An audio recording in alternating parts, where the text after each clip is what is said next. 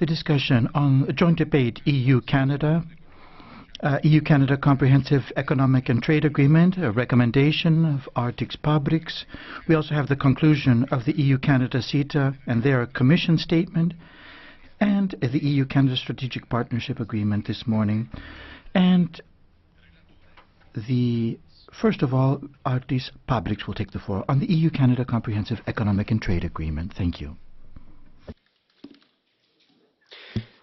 Thank you, President. Ladies and gentlemen, sometime before 2009, in one of the major provinces of Canada, Quebec, there was born the idea about CETA. Today, we have the day when we can decide how to go forward with this deal. I would say it's a judgment day, because since 2016, we have been discussing in European Parliament more than 18 times in different large groups what this trade deal really means for us. We have been taking into account most, if not all, of concerns that have been raised by analysing the previous trade deals with other countries, and I think that we can with great confidence say that this trade deal is in many ways a golden standard for future trade deals in the world. Now, I also would like to say that thank you, time is running. Ladies and gentlemen, I also would like to say that CETA is a litmus test for our European Union policies. We are standing on the crossroads, and we can take one of the two directions. The first direction is protectionism, provincialism, decline and building of walls. Do we really want it? I don't think so. At least I don't want this. The second direction is the openness to the world. It is a leadership, it is effective decision making, it is a growth, and finally also the bringing of wealth to our union and each and every nation and member state here in the European continent. Of course, CETA trade deal is not a cure, a medicine for each and every disease. We must understand that. It is comprehensive, but it will not solve all the problems that our workers, small and medium enterprises and people are facing. It is not meant to do this. And this is why I would like to say to those who are not listening to the facts, but following the alternative news and not trying to go into the depths of this analysis of this trade deal, please do not bark at the wrong tree. Try to find other solutions for other existing problems, but go forward with this deal. As far as the CETA, it has two very, very important aspects for us included in this deal. One is geopolitical aspect, another is purely trade and economic aspect. As far as the geopolitics, Canadian nation have been always standing by the same values like we do stand here in Europe. There are no other nation outside the European Union so like us, like Canadians. Maybe I sometimes even think maybe they are even closer to us than maybe some of our members from time to time. It was a little bit of a joke. They have been sending their soldiers in the First World War to defend our freedoms and our liberties. They have been dying in the Second World War for our freedoms and liberties. And also now, when the European Union are facing security challenges at its external borders, Canadian soldiers again are on our sandy beaches in Northern Europe. Thank you to Canada for this. Secondly, if we are speaking, apart of geopolitics, about economy, there are a number of things which this trade deal will deliver. It will deliver trade in goods and decrease tariffs. It will deliver additional possibilities for services. It will give us a possibility to join procurement in Canada, which never have been before. Geographic indications, a lot of geographic indications for many of our producers. And of course the investment part. So from that perspective, I would say that every country, just like my small country Latvia, will benefit out of this. Our products which are now sold in Canada Latvian products, for instance, and also Swedish or German or French products will be cheaper between 8 to 12% after the trade deal will be passed. It's a good thing. The world is watching us. The world is watching the European Union. Which direction we will take?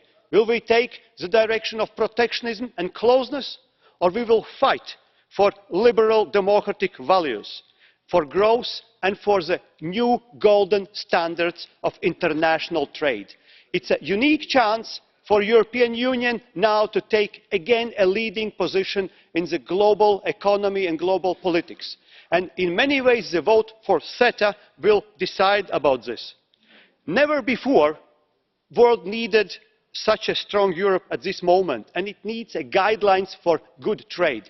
CETA is like a lighthouse for these guidelines for many who are searching for wealth and trade. Please do not switch out this light. Vote for CETA.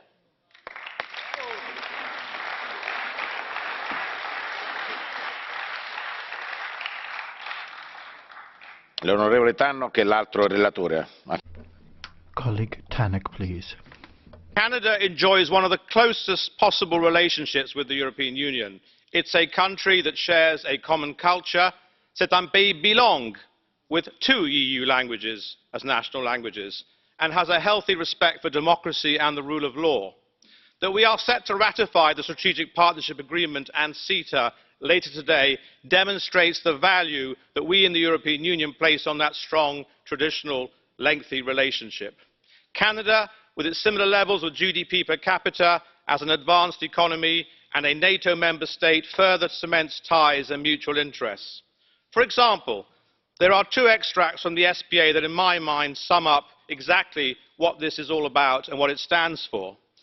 The parties shall implement this agreement based on shared values, the principles of dialogue, mutual respect, equal partnership, multilateralism, consensus, and respect for international law. The second extract reads, recognizing that sustainable globalization and greater prosperity can only be achieved through an open world economy based on market principles, effective regulations, and strong global institutions. I think these 2 paragraphs sum it all up. And that's exactly what the SPA and CETA are all about. Ambitious, free trade, and liberal multilateralism. These are the values that they seek to embody and defend at a time when they need defending more than at any other time in the European Union's recent history.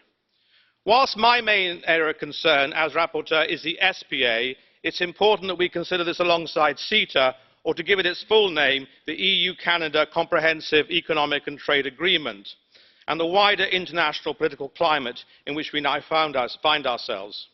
Whether we look to the election of President Donald Trump in the United States, or in my personal view, the regrettable decision of my country, the United Kingdom, to leave the European Union, or the rise of populist protectionist parties across Europe, it's clear that the merits of free trade, multilateralism, and the liberal international world order is being unfortunately questioned by many, and we must stand up and fight for it. Such questions can only be answered by concrete results. This means increasing trade, creating economic growth, providing jobs, and creating a safe and secure world. The SPA and CETA will hopefully do exactly these things, and I can illustrate what can be achieved by defending these values that they are based on. To focus on some of the overlying headlines of the SPA and the areas where coordination of efforts is envisaged, I'll take a few areas of particular interest.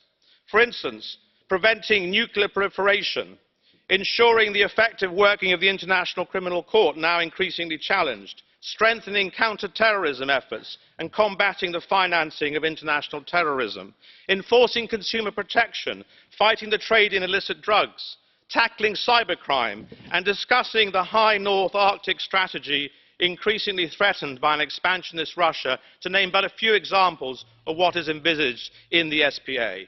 But much of what we see in the SPA is in fact the development of long-standing links and coordination. I'm proud to say that 2017 marks the 40th anniversary of the initial political agreement between Canada and the European Union, all the way back to 1977, a testament to the long and enduring links that both sides share. It was only a year later that I, as a student, found myself living for several months in 1978 in Canada and appreciating firsthand the strong bonds and common culture that bind us together. Existing cooperation between Canada and the EU and its member states spans a number of key policy areas. For example, the Europol agreement, active since 2005, which provides a valuable vehicle for the sharing of data and information in the fight against international crime and terrorism. Canada's consistent military contributions to the common security and defence policy of the European Union. Canadian parliamentarians, whom we meet frequently when they participate in joint electoral observation missions with the OSCE and NATO parliamentary assemblies. Furthermore, the visa liberalisation agreement in place since 2015 will now be completed and extended to the entire European Union as agreed. Trump's attitude to NATO and NAFTA will also bind Canada closer to the European Union on both defence and commercial policies. The EU already enjoys close political and trade relations with Mexico, making it a reliable ally against any US attempts to undermine NAFTA. And although the United Kingdom is leaving the European Union, unfortunately, Malta and Cyprus will still provide an important Commonwealth link. So to conclude, Mr. Chairman, the SPA comes at a time of increasing scepticism of free trade and multilateralism amongst certain elements of the political class and voters.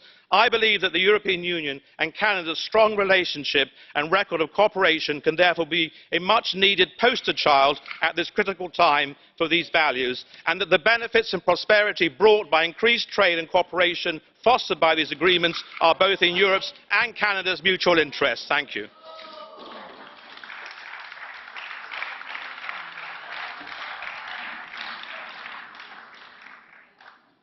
Come sapete, le regole. As you know, the rules are the same for all. On certain occasions, of course, there's flexibility with regard to certain matters, but flexibility has its limits. And that's how things will work today as well. And please, in this period, don't abuse this flexibility. Commissioner Malmström, you have the floor. Thank you very much, Mr. President, honourable ladies and gentlemen members. First of all, I would like to extend my deepest sympathy to the Canadian people for the terror attack they suffered 2 weeks ago. Je suis Québécois, nous sommes tous Québécois. I'm Quebecan, we're all Quebecans. We share the democratic values of openness and tolerance. We cooperate in tackling common challenges such as migration, sustainable development, climate change and terrorism. The two agreements that we are discussing here today, the Free Trade Agreement, CETA, and the Strategic Partnership Agreement, together offer an opportunity to upgrade our EU-Canada relationship. Those agreements strengthen both our economic relations and our geopolitical alliance, reflecting our partnership, both unique and distinctive, making that partnership deeper and more powerful, reaffirming our fundamental values, political principles, and using them to shape globalization, with an institutional framework that allows for deeper exchange, to help each side serve its citizens in the 21st century. CETA will benefit EU citizens and business. Exports to Canada today support around 900,000 European jobs. But the 70,000, a little bit more, EU companies who export to Canada face many obstacles. These obstacles are particularly burdensome for the small and medium-sized companies, which are about 80% of the total. And CETA helps those companies in many ways. It removes almost all tariffs from day one. Exporters stand to save over 500 million a year. That's a lot of money, especially for the small companies. It also cuts red tape, the lengthy customs and duplicative certification procedures with which small businesses can ill afford. It opens up markets in services and public procurements on all levels. And it protects over 140 of the most traded geographical indications, helping European farmers sell more of their high-quality products in Canada.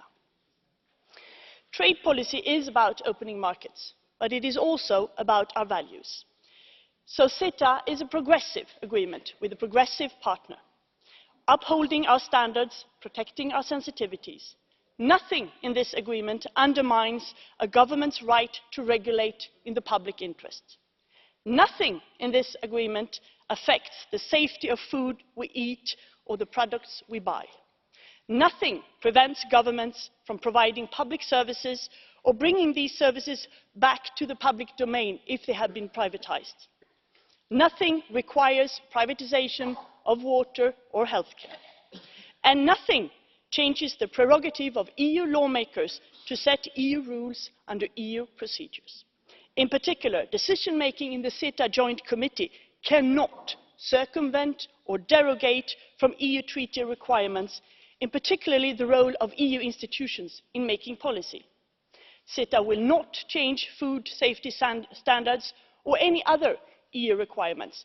Only the EU institutions can do that, and Member States may also be adopting relevant legislation for that.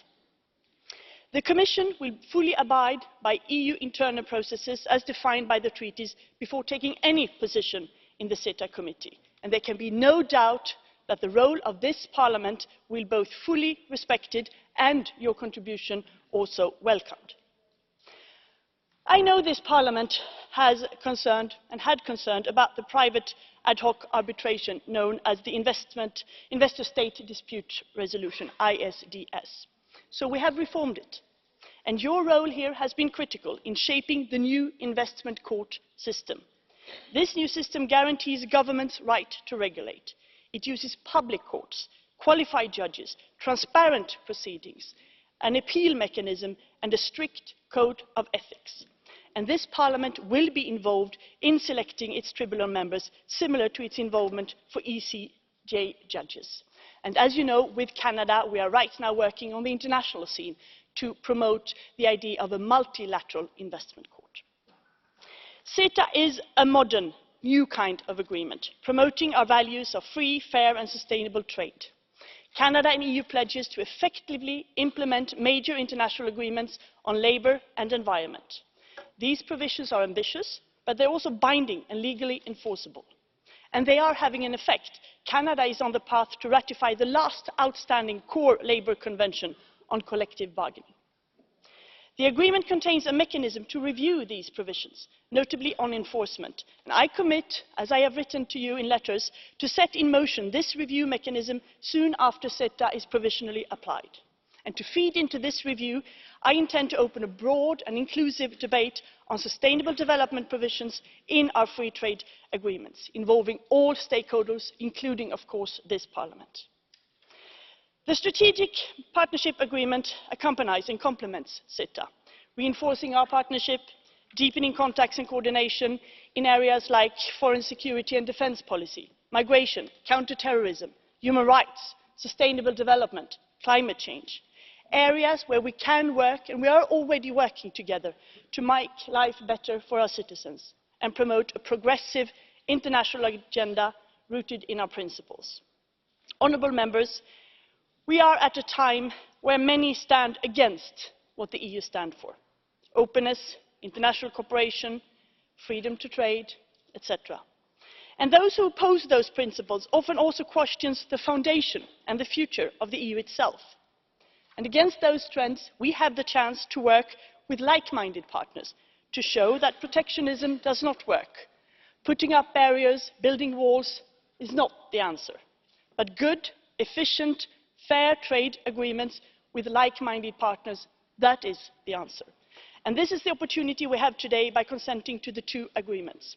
And I would like to end by thanking so much the rapporteur, Mr. Pabriks, and of course Mr. Tannock on the Strategic Partnership Agreement, and the shadows and many more who have worked during this long time for this agreement. I am looking forward to the debate and hopefully a successful vote. Thank you very much.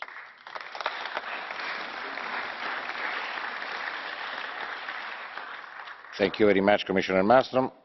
The next speaker is Mr. Tannock. Another time for only 1 minute, please.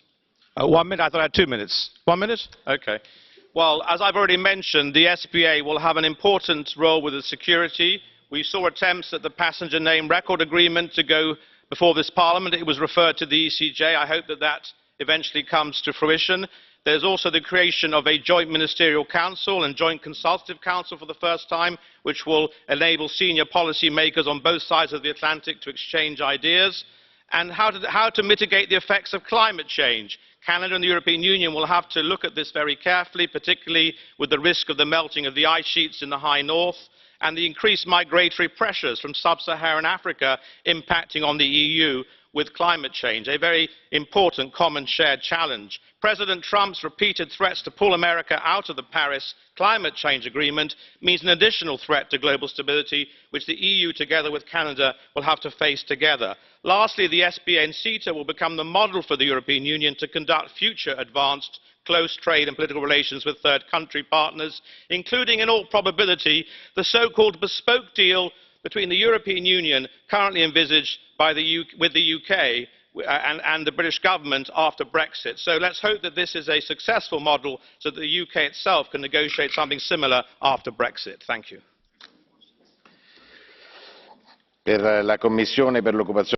On behalf of the Committee on Employment and Social Affairs, Mr. Pirinski, please.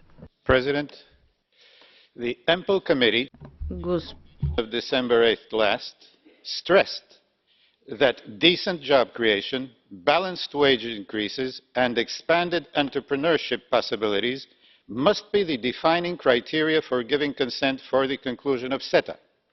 The committee, however, found that the agreement seriously falls short of all three scores. Real-world models and assessments indicate no more than a 0.018% increase in overall EU employment over 6 to 10 years, with significant sectoral dislocations and increases in long-term unemployment. Income gaps are projected to widen between skilled and unskilled workers. There is no single chapter with specific measures in favour of SMEs. And finally, the privileged status of investors under the investment court system stands in stark contrast to the mere consultations envisaged for protecting labour interests and rights. Hence, the Committee's recommendation for Parliament is to decline giving its consent for the conclusion of CETA. Thank you.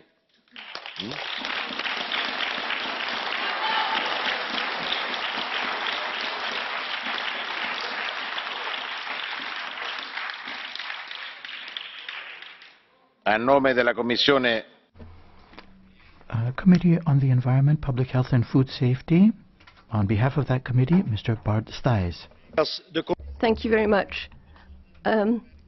The Committee on Public Health and Food Safety recommends voting in favour. We have looked and tried to evaluate CETA, and the starting point was our resolution on TTIP from April. And I think that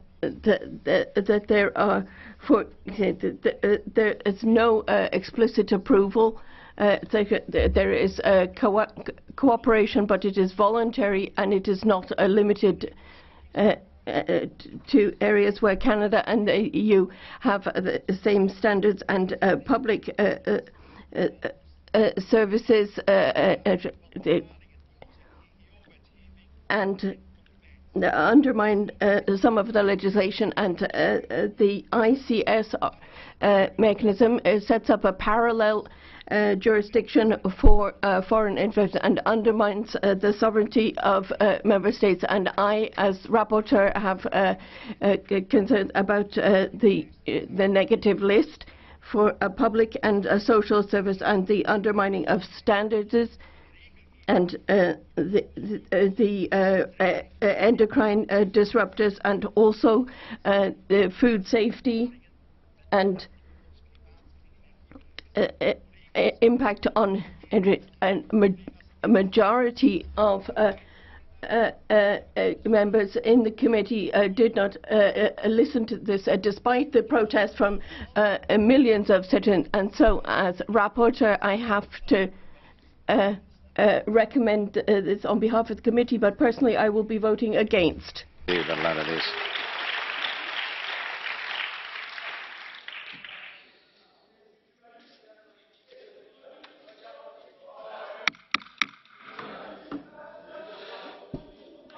Oggi è un dibattito. This is a particularly delicate debate today. All will have the opportunity to express themselves and to present their positions. Once again, respect the speakers which have taken the floor, and respect those that have a different view than your own. Once again, all will have the opportunity today to express themselves, and thereafter we will have a vote to decide upon all of this. Now, on behalf of the groups now, Group of the European People's Party, Mr. Manfred Weber. President, Commissioner, colleagues, we can see in the very first minute what this is about. It's about emotions, about creating fear, and facts. We'll hear Mrs. Le Pen afterwards. I think everybody can express their opinion here, and everybody can listen. Is that all right? If colleagues, afterwards, Mrs. Le Pen will take the floor. She'll stoke fear. She says she rejects Canada, Australia, New Zealand. She wants a complete isolation of France. And she's creating fears, workers and farmers. There were countries in Europe that isolated themselves. For example, Albania, under its dictatorship, which sealed its borders. Le Pen wants to make France into a huge Albania.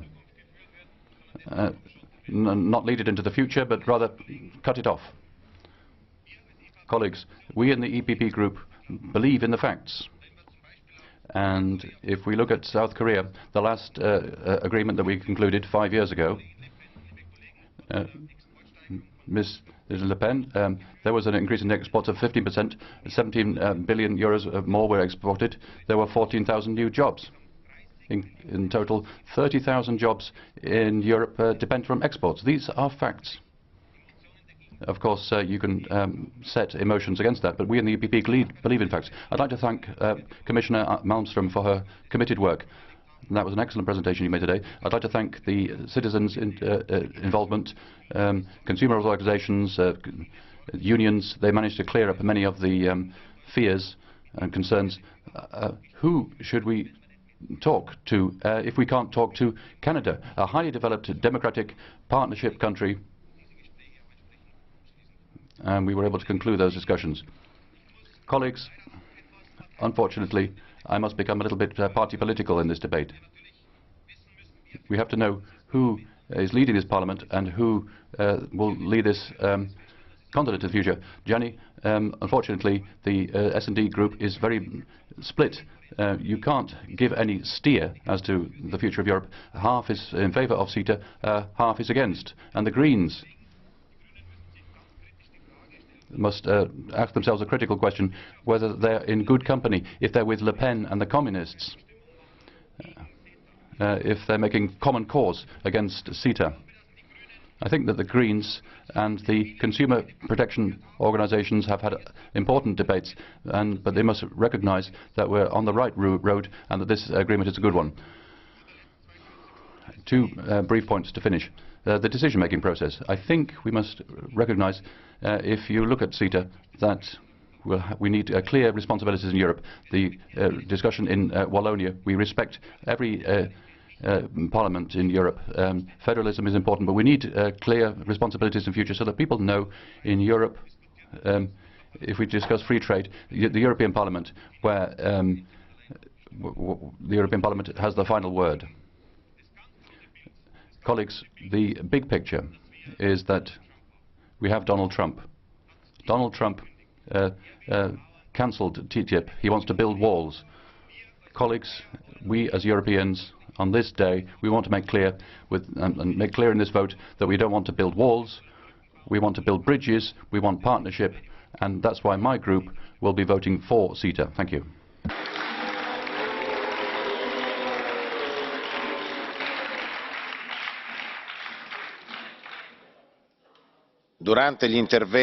In the course of the various interventions of the group representatives, the group heads, no blue cards. And once again, please respect the ideas and the opinions of others. This is fundamental. Mr. Corrao,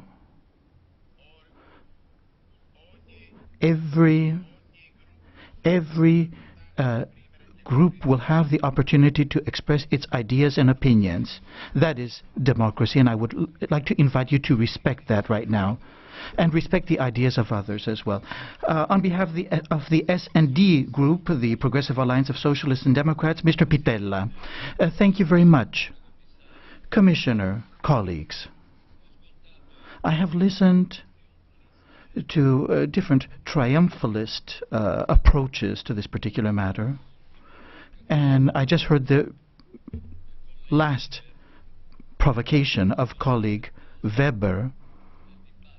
And, of course, I think indeed we have to have an open, frank, sincere debate. And we have had a very open such debate within the S&D group, within the Socialist group. And my group would like respect. We really don't create these types of situations which you have described, or we don't have these types of rifts within our group. Please understand that. For us, for the Socialists and Democrats, CETA is not a model. It is a beginning of a change in commercial policy, trade policy in the European Union.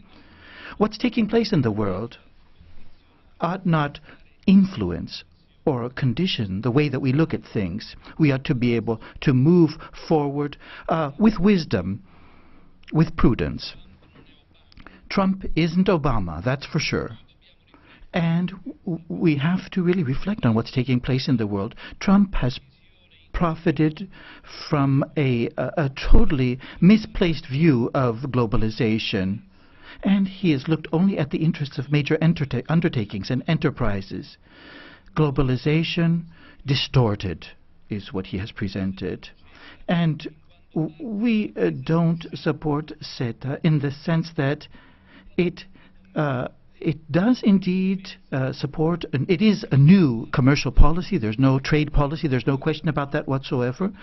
But it needs certain changes. And thanks to the work that we've done, we have changed this particular approach, and we've changed the nature of CETA. Otherwise, if those changes hadn't been made, it really would have been multinationals that would have benefited most from this.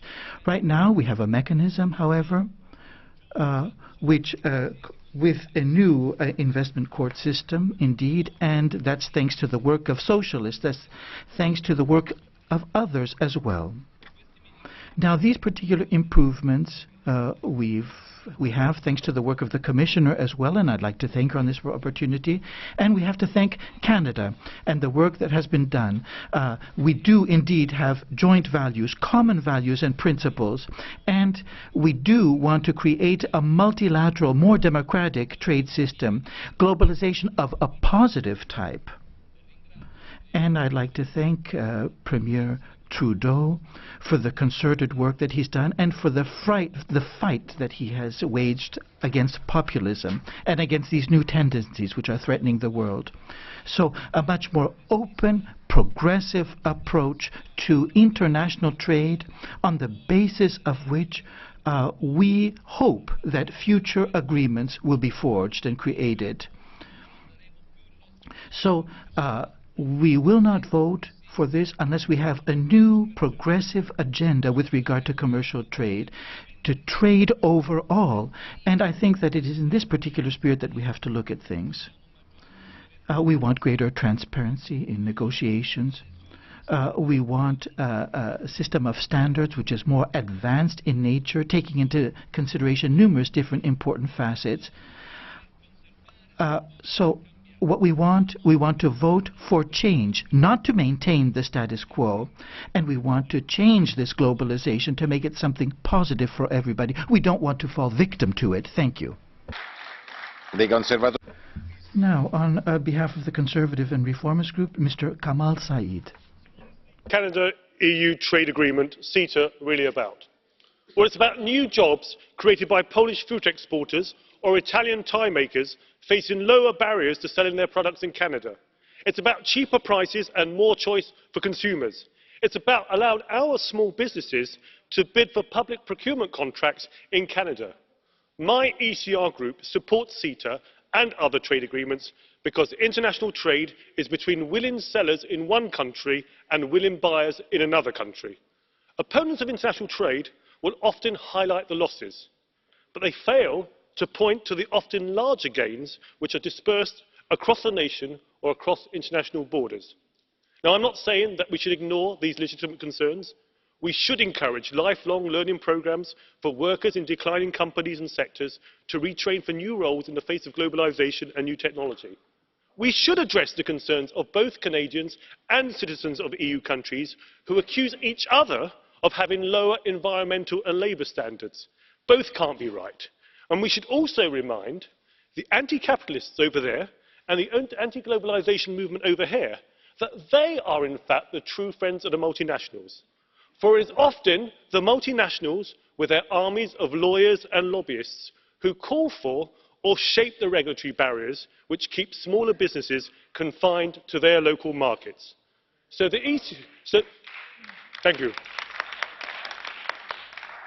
ECR group will vote for CETA as an opportunity to show the world that the EU is open for business, an opportunity for small businesses to create more jobs, and an opportunity for everyone, not just the privileged few or the large multinationals, to benefit from open trade. We support CETA.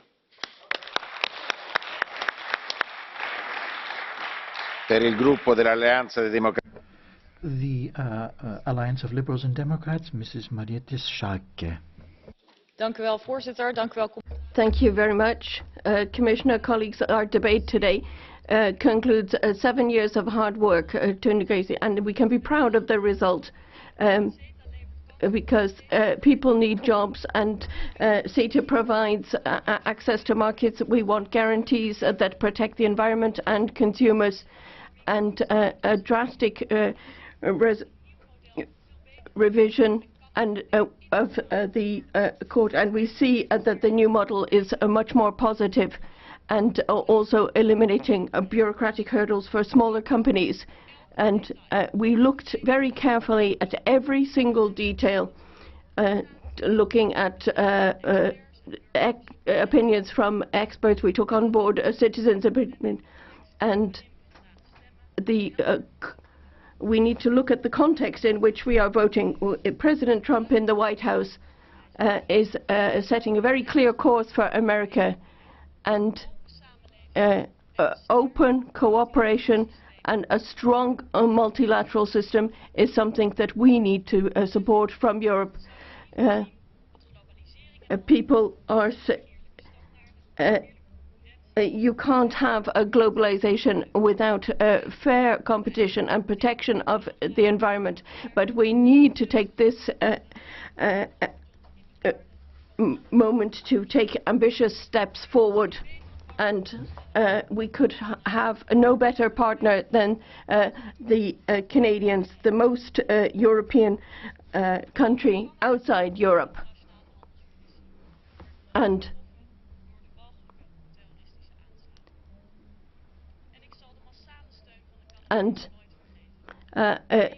I remember the great support that we got from Canada, and I think this underlines that our deep ties over history, and this is something that people experience personally. And perhaps I could just stress that CETA is a liberal system, and everyone who fought for this against the tide. I'd like to thank everyone, and I'd also like to thank the Canadians for their patience. It's been tough, but the result is well worth it. Thank you. On behalf of the Confederal Group of the European United Left, Nordic Green Left, Madam Anne-Marie Mineur. Chair, these are just a few of the signatures of the 3.5 million people who signed against CETA, and that is just a part of the millions of people who have been demonstrating against CETA, and also people who have submitted complaints about all of the forms of arbitration in all of the regions that have declared themselves CETA and TTIP free. But nobody has said anything against Canada. But you can't have such a bad agreement with your friends, because this is at the expense of many, many people. We have reservations about the agreement because it's assuming that there are problems with all of the rules: food safety, protection of the environment, also our autonomy in the area of regulation. We are just putting ourselves in the hand of multinationals. We're undermining not only the rule of law, but we're putting our democracy at stake. And that is not just my opinion, but that is what we have heard from lawyers, legal experts, consumer organizations, trade unions, SMEs, from farmers, from environmental organizations, from NGOs who have carried out studies of money flows, transparency. CETA is a threat to all of us, and I don't understand the Liberals. I don't understand the EPPs, and I certainly don't understand the Socialists and Democrats, who are not fighting against an agreement at this time with all of the risks that it entails.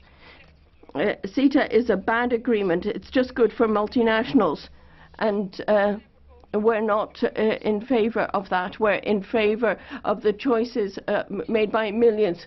People before profit. Stop CETA.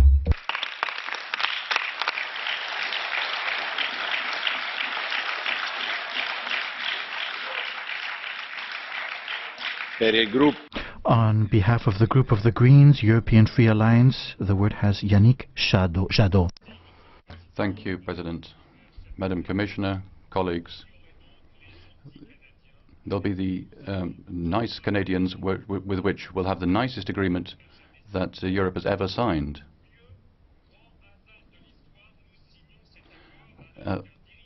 We are signing this agreement when a xenophobic, racist and sexist leader is in charge of the US. I'd like to point out to Mr. Weber that Mr. Trump is a conservative, voted by the conservatives. He is part of your international conservative family.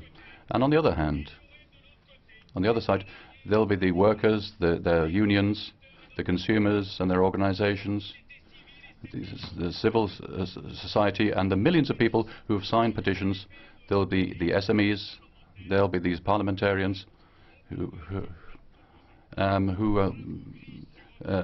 won't be awake to this happiness. Have you forgotten that who negotiated this agreement? Mr. Harper, a climate skeptic, who today is advising multinationals. Mr. Barroso, the former president of the Commission, who today is advising Goldman Sachs. Mr. de Gucht, former trade commissioner, who today is advising multinationals. The end of this deregulation process, the end of this process of privatization, that's the government of Mr. Trump. It isn't the commissioners and the final former prime ministers who go to the multinationals. It is the multinationals who are the Trump government.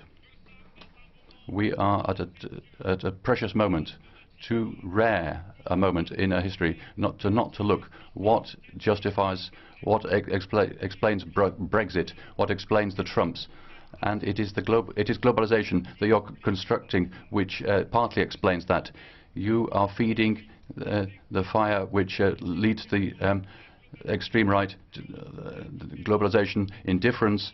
It's always bad.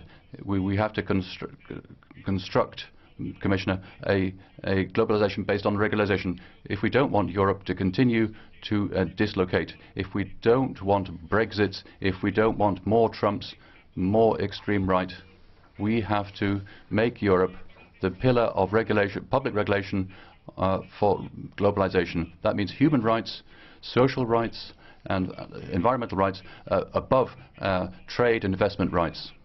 And TTIP, CETA, that is exactly the opposite. You're telling me that you protect jobs. You yourself, in the hearing between the International Trade Committee and the Employment Committee, you said to yourself that we don't know if that will create jobs. The only study which shows less than 100,000 jobs in Europe. You said that you're protecting the climate with Mr. Troba.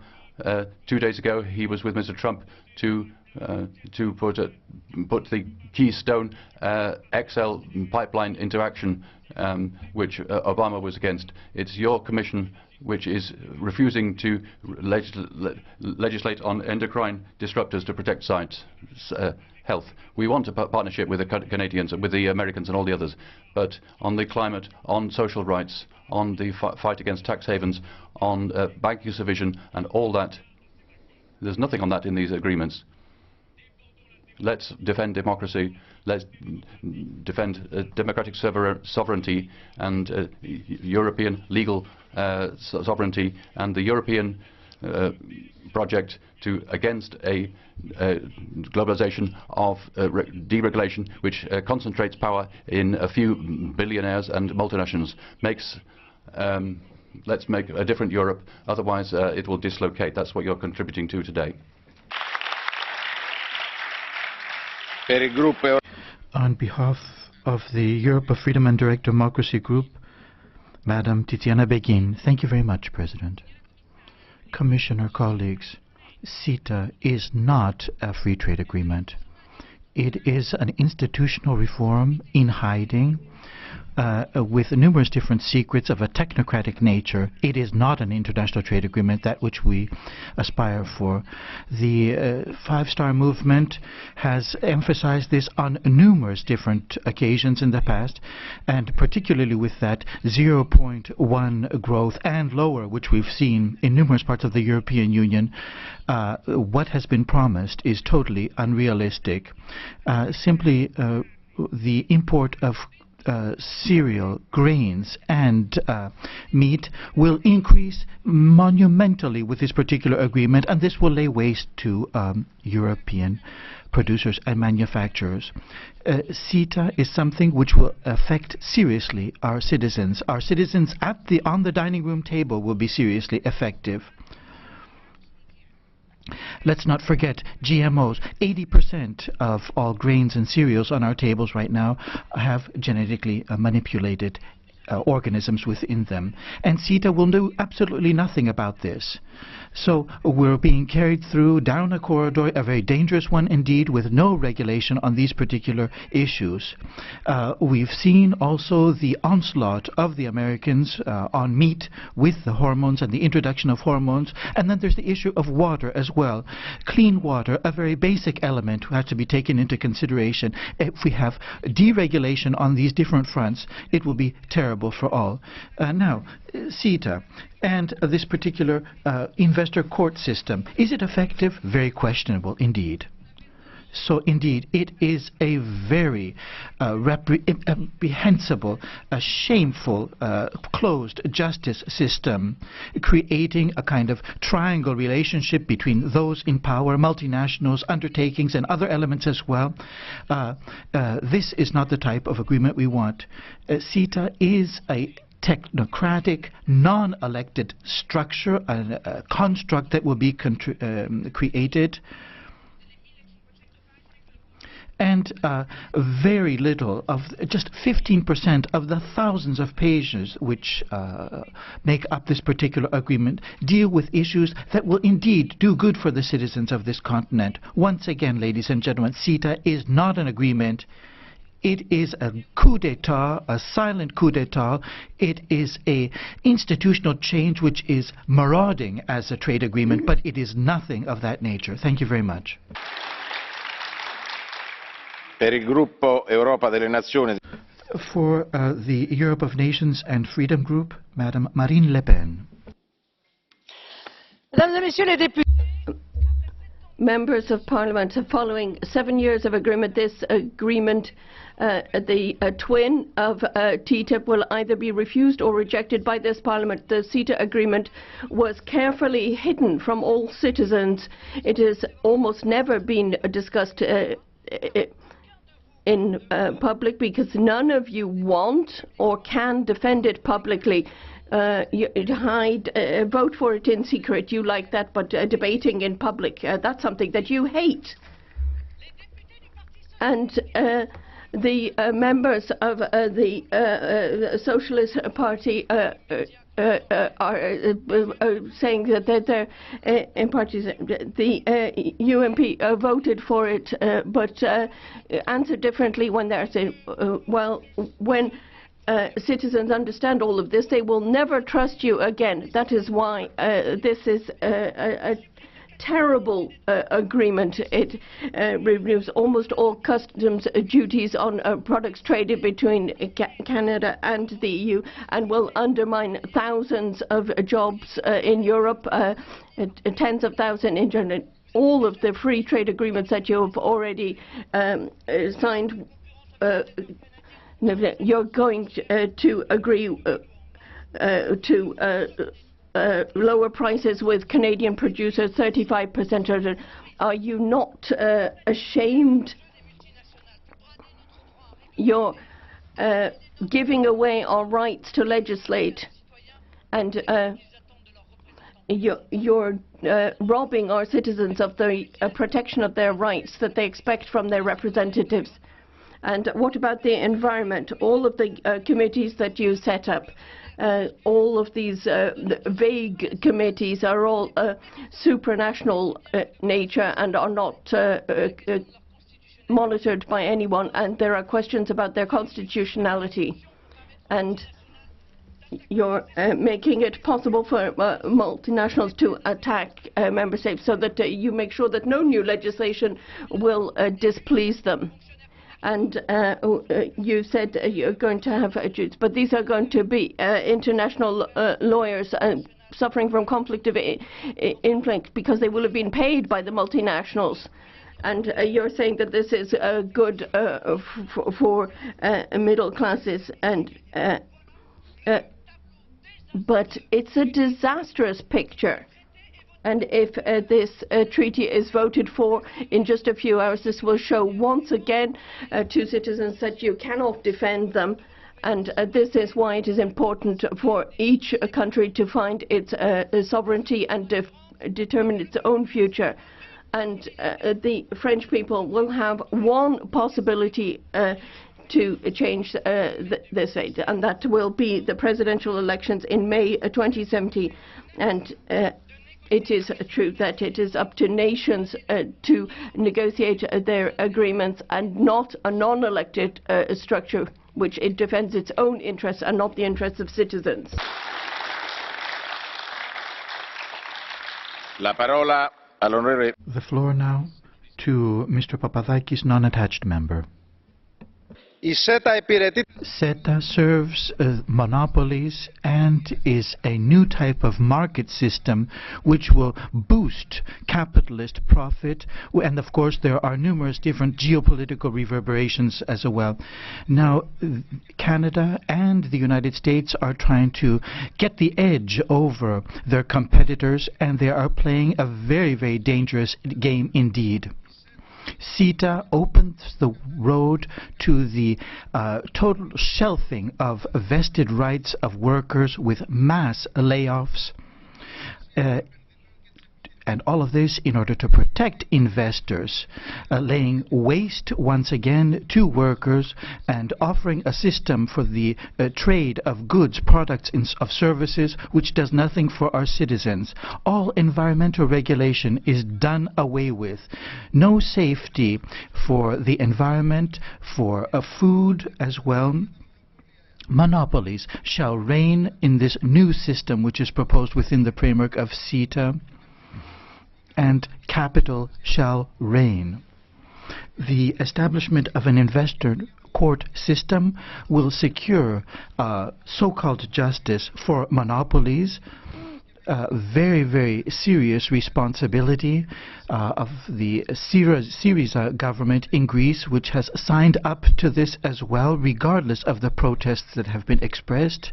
The Communist Party of Greece states its clear position against CETA and against any similar such agreements of capital, and this is all part of capitalist manipulation to simply lay waste once again to workers and their fundamental rights. Mr. Kaspari, for 2 minutes, please. Madam President, today is a good day for Europe, for Canada, and for the world. Today we're forming the world. Why are we doing that? We're doing that because globalization is taking place.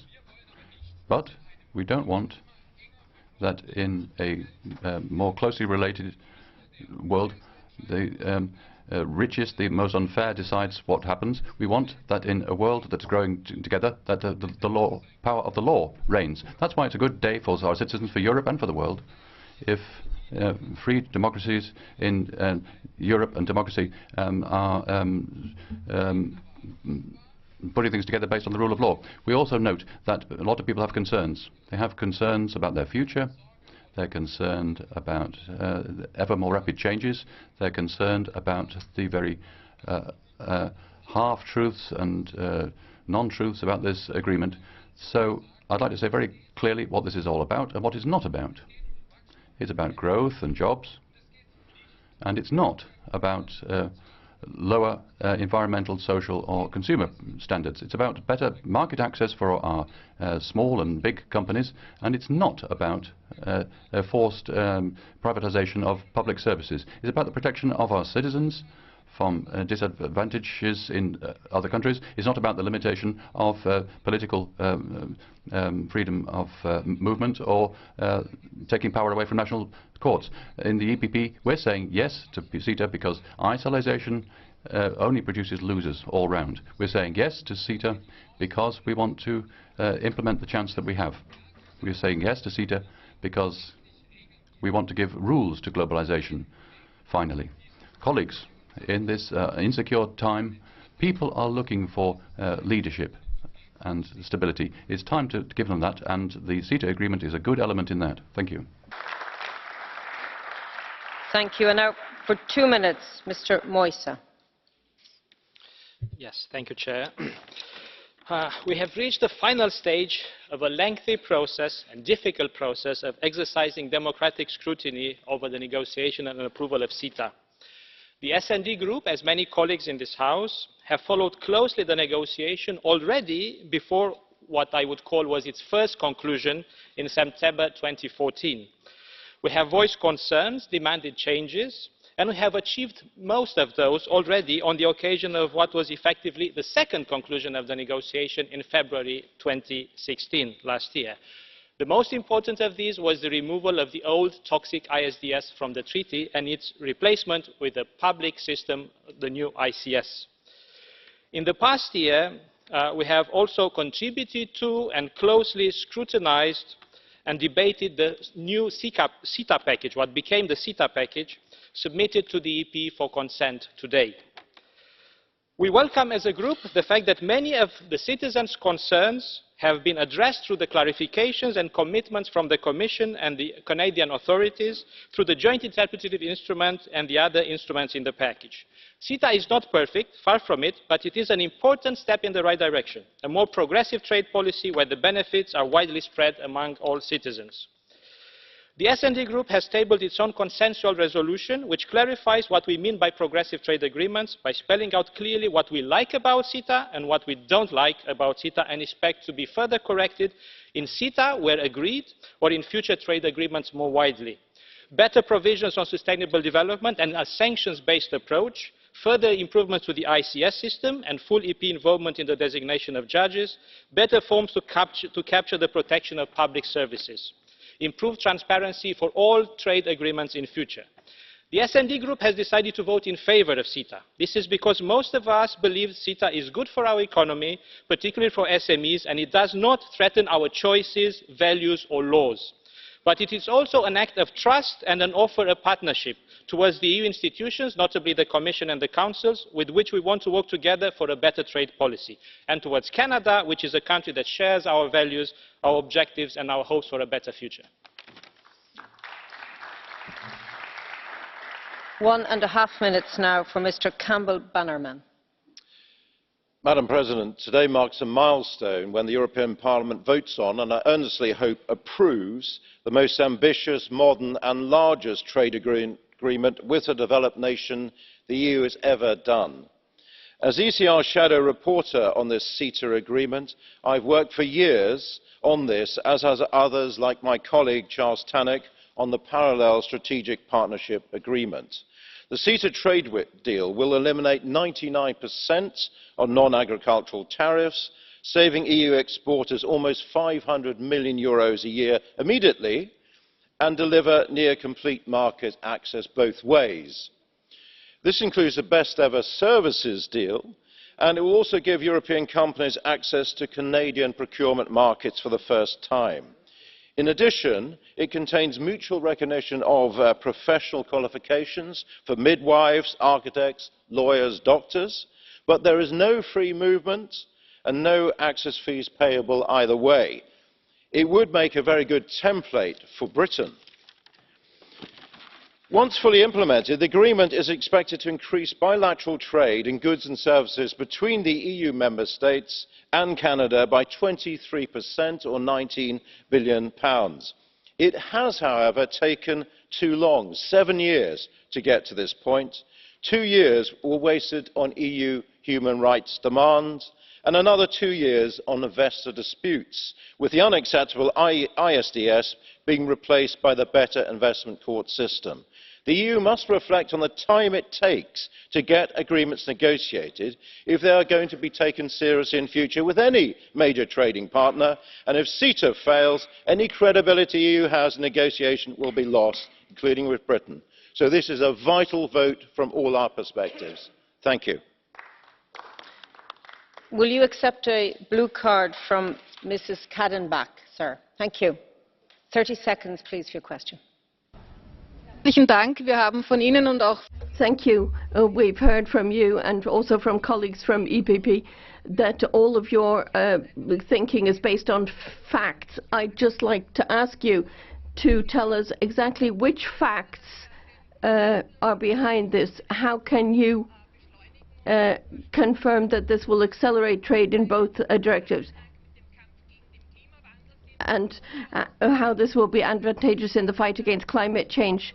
Can you, and how we can reach the CO2 reductions that we want? Can you tell us the basis in fact for those points? I think the fact is the same with all free trade agreements.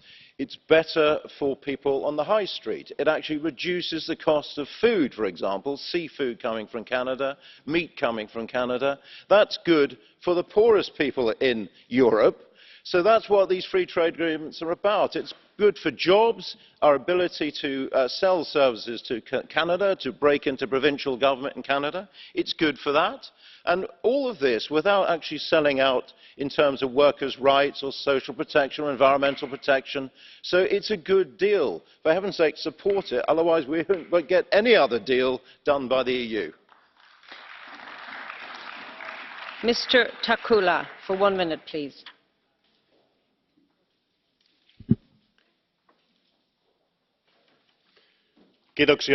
Thank you, Madam President. The Parliament has been debating the CETA agreement for months.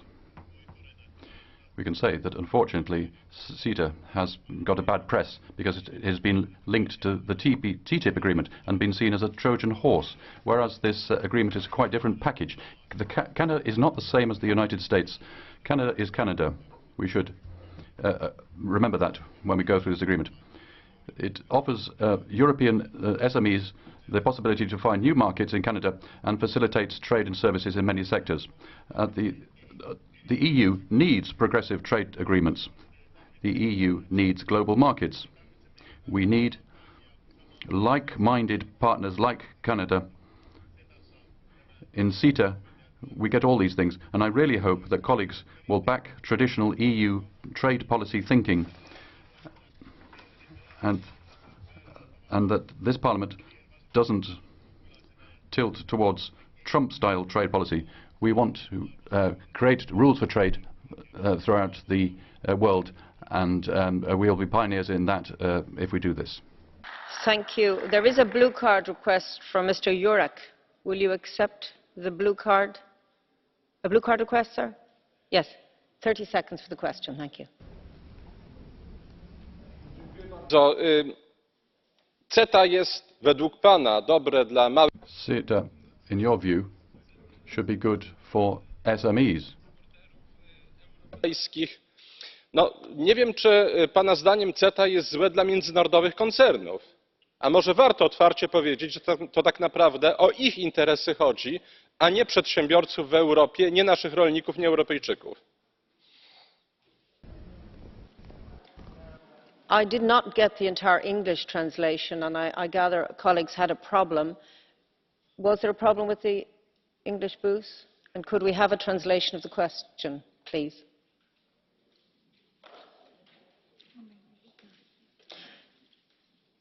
Could I get some guidance from the booths as to whether they heard the question, or do I need to repeat it? If the speaker could repeat the question, please. Perhaps with brevity. Sir, yes. Please, Mr. Jurek.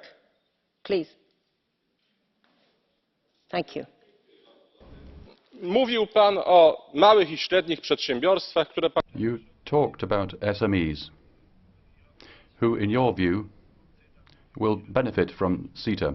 You talked about advantages for European exporting countries. Why didn't you talk about multinationals, the main beneficiaries from CETA? Will they be amongst the losers in Canada? Arvoisa puhemies, kiitos. Thank you, Madam President. Thank you for this question.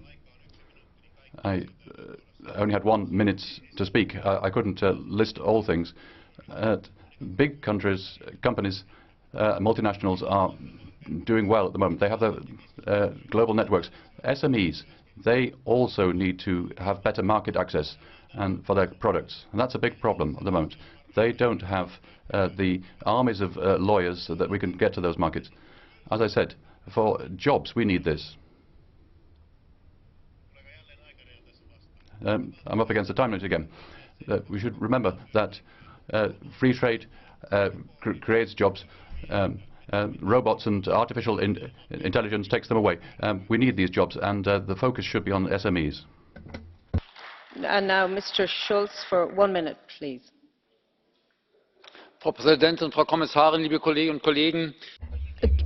There's a lot that I could say, and I wish I could have just put my speech to one side to deal with some of the arguments we've been put. But let me just say, the agreement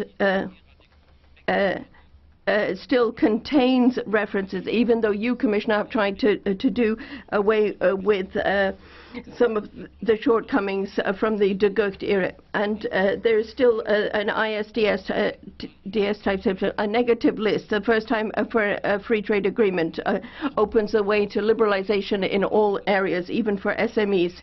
And the clauses and leave the right to regulate on very thin ice, and given that the CETA is a living agreement, so it's still a work in progress, despite the fact that you've been working on it for 7 years, and it's got over 1,600 pages.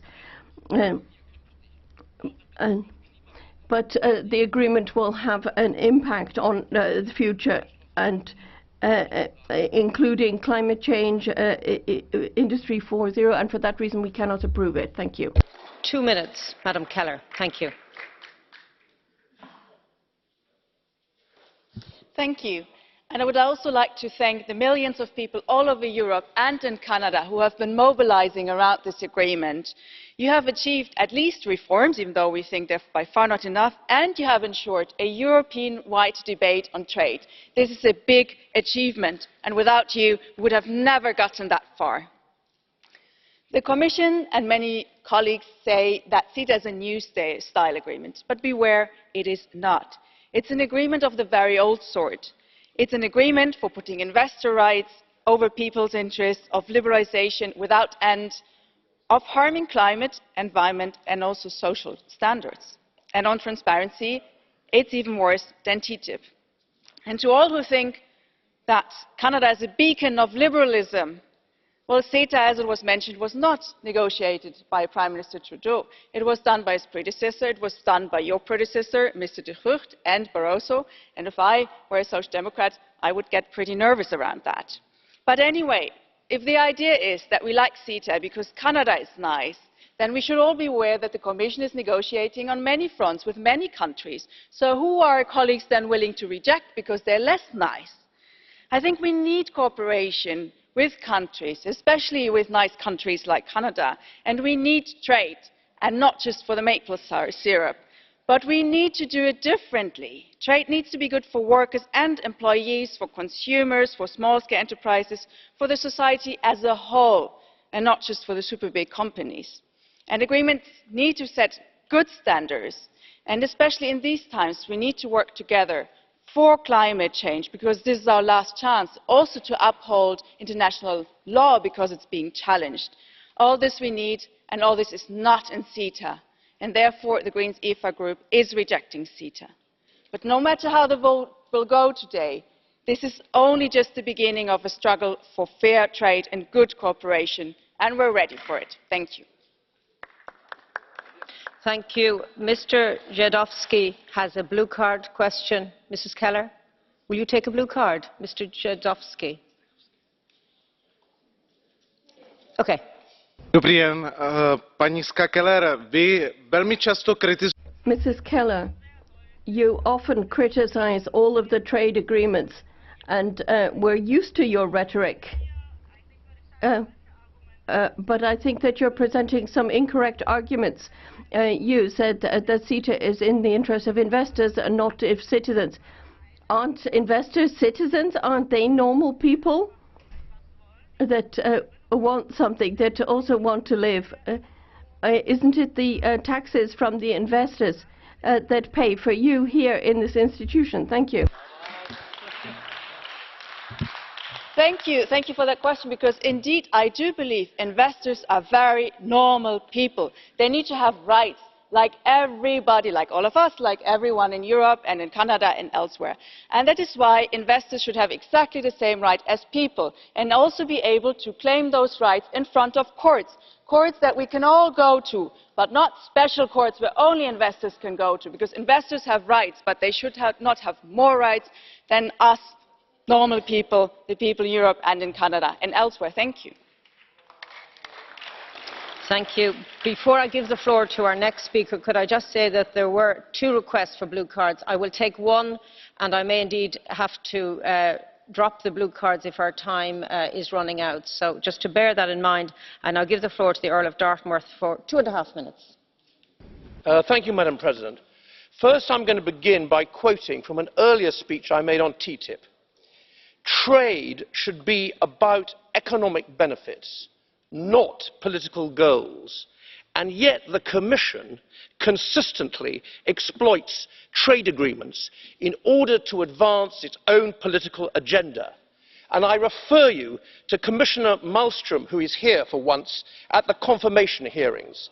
There the Commissioner stated in prepared remarks that trade is a powerful foreign policy tool. It must support Europe's wider international goals. The intention is clear. Member States are being forced to barter, and if you can forgive the pun, trade away their sovereignty in order to support the EU's foreign policy. This is sheer vanity. The EU should not manipulate the trade of the Member States in order to promote the foreign policy pretensions of a wannabe European superstate. Thank you. Now to the detail, and this is a specific detail. In CETA, there is no clause, none, that confers freedom of movement on the citizens of Canada, nor freedom of movement into Canada for citizens of the EU member states. It is a fact. The European Union has well over 100 trade agreements, if you include GSP and GSP+. And of these, it is only the EFTA countries, of which there are 4, whose specific form of trade agreement with the EU has a clause that confers freedom of movement. Nevertheless, it is endlessly asserted that any access at all to the EU single market requires freedom of movement. The facts are clear. This is wrong. This is completely untrue. This is erroneous. This is total tosh. And it is a tragedy for the integrity and credibility of our politics that many of those who stand in the way of Brexit persist in putting forward this false fact. That is fake news. That, Labour MEPs particularly, and they know who they are, that is the big lie. Your neighbour, Mrs. Atkinson, has a question for you. Will you accept? 30 seconds, please. My friend, William, do you not agree with me that the whole basis of negotiating a trade agreement would be that you actually put somebody in charge that knows what they're doing? Why have we got a former socialist sociology lecturer from Sweden negotiating on behalf of the UK, which will bind us after Brexit? She's not qualified to do the job. If I may say so, I would point out at the hearings that 3 political groups voted against the confirmation of the present EU Trade Commissioner, and if only the ECR had joined us, she probably wouldn't have happened. As it is, we have somebody who is completely unqualified, and that is the person who the 27 other member states are unfortunately stuck with. Colleagues, let me just say the Commissioner was approved by Parliament, and that is why she is in this position. And I would ask you, there's no need to wave. I can see you, sir. Sir, if you could you just listen? Could you just listen? Please sit down. Please sit down. I have made the announcement, colleagues, and I think we can defend the Commissioner's right to be here. And we will now continue with our speakers list for 1.5 minutes. Mr. Salvini, please. Thank you, colleagues. I have nothing to say about the Commission or the Commissioner here. Anyway, they've turned a deaf ear on the issues in Italy. Now, multinationals and the financial world. We're speaking about 200,000 workers which will be affected by this particular situation, and it's important for us to put on the table of these people cereals, meats with hormones, GMO cereals, because that is what the future will be. Let's not forget, of course, oranges from Morocco, olive oil from Tunisia, and numerous other different disgusting things from here, there, and the next place. So this supposed made in Italy prosciutto, made in Italy supposedly Parmesan cheese, and other products appearing as made in Italy but are not. These are the products which are flooding our markets right now. Hundreds of thousands of jobs in Italy, in France, are at stake with this type of agreement. And then we have Brexit, we have Trump, we have the elections in Germany, we have the elections in the Netherlands, we have the elections in France, and all of what appears on the horizon is that, well, people have had it. They're just sick of this particular situation. Many people have just prepared their suitcases because they want to travel abroad. They want to either go to Canada, the US, China, somewhere else, but get out of this continent. Thank you. Mrs. Vautmans would like to ask you a question. Will you accept? Blue card question? Yes. I will speak in Flemish, so maybe you can. You don't? You don't accept the blue card. Perfect. We will move on, Madam. Thank you for your try. We move on to our next speaker for 1 minute, please. Mr. KORWIN-MIKKE. Thank you.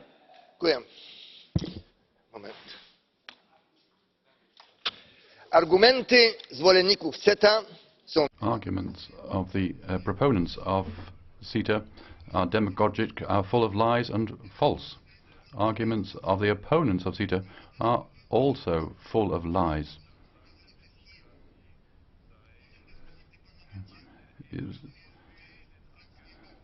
Democracy is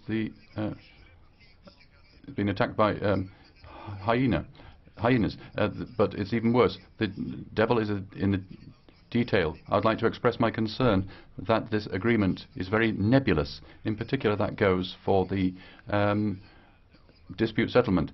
I think that private arbitration courts are better than state courts, so I'm surprised that Polish members who've had experiences with the Polish judiciary are representing a different view. But these judges must come from other countries where there is justice. The floor to the next speaker. We are very tight on time, colleagues, and the vote is long and it must begin at 12 o'clock. So I will not take any more blue cards to give colleagues who have indicated at the end of the debate an opportunity to speak. So for 1 minute now, I give the floor to Mr. WAԼÍSA. Thank you, Madam President. The world is watching, ladies and gentlemen. Make no mistake, we're going to do a lot more today than just agree on CETA. Today, for one, we're going to prove our credibility. With the conclusion of these negotiations, we're going to prove that during the difficult geopolitical times, when the populism triumphs, we can set and support good international trade practices. With this agreement, we're going to show that we're going to set certain rules that can be established for future agreements on trade around the world. If we can agree with Canada, if we can push forward to improve the trade relations with Canada, if we can show the positive impact on the citizens, but also on the industry, on the employment, this agreement will show that this is the way to go. And I believe that that's why we should support it, because it's just one step towards reshaping the world in a positive manner. Thank you. And now for 1.5 minutes, Madam Valenciano. Gracias, Presidenta. Thank you very much, President. So we have to put a little bit of a perspective into this particular debate and respect as well for the diverging opinions here. Less arrogance, if you like. The important thing is that we find ourselves on a crossroads right now, a critical crossroads. There is that protectionist, hostile approach from the other side of the Atlantic, for the Trump administration, and also Russia and China with their particular views. We have instability throughout the world and rampant nationalism in a number of different European capitals. So what's going to be left of Europe if we don't consolidate ourselves with common values and joining together with a country? What country would be better than Canada? It's a country that shares our values, our principles, and I don't think that this particular agreement is the panacea, the best thing that came out of this place. But there have been many changes that have been introduced, many improvements, thanks to the socialists and others, and I think right now it is adequate and it is in the direction of our particular goal. The socialists don't want globalization uncontrolled, but we don't want also protectionism. Between these extremes, we want an open world, an open trade system with public participation and control, a just system overall. That's what we desire. 1 minute, Mr. Zahradil. Paní předsedající, já tady reprezentuji Českou republiku. Madam President, I represent the Czech Republic. There's a small export-oriented countries. Our trade with Canada has a volume of 1 billion crowns, and 60% of our exporters are small and medium-sized companies. We export plastics, rubber, engine parts, machines, optical and medical products. medical devices, also food. All that can be simplified, the trade with commodities, if CETA enters into force, if tariffs are removed. Clearly, I will lobby for this agreement because it's in the interest of my country, of the economy of our country, our employers and employees, that this agreement comes into force. I think the Parliament, Hein, wants a great opportunity to do something positive. This agreement, by approving this agreement. Mrs. Charanzová. Thank you, Madam Chair. First of all, I would like to thank Madam Commissioner for not giving up, for being determined, and for all your efforts invested in the successful conclusion of this agreement. It is also thanks to you that we can make today this important step and give our clear yes to the economic and trade agreement between the EU and Canada, the most comprehensive agreement concluded so far. It will create new business opportunities for the EU businesses, especially SMEs. Not only that, it will facilitate access to public tenders on federal, provincial and local level in Canada. It will take care of European geographical indication, including the Czech beer. Madam Commissioner, the EU needs to show now more than ever that it has not resigned, unlike some others, on the liberalisation of trade on international level. But not only that, the EU should stand ready to shape it.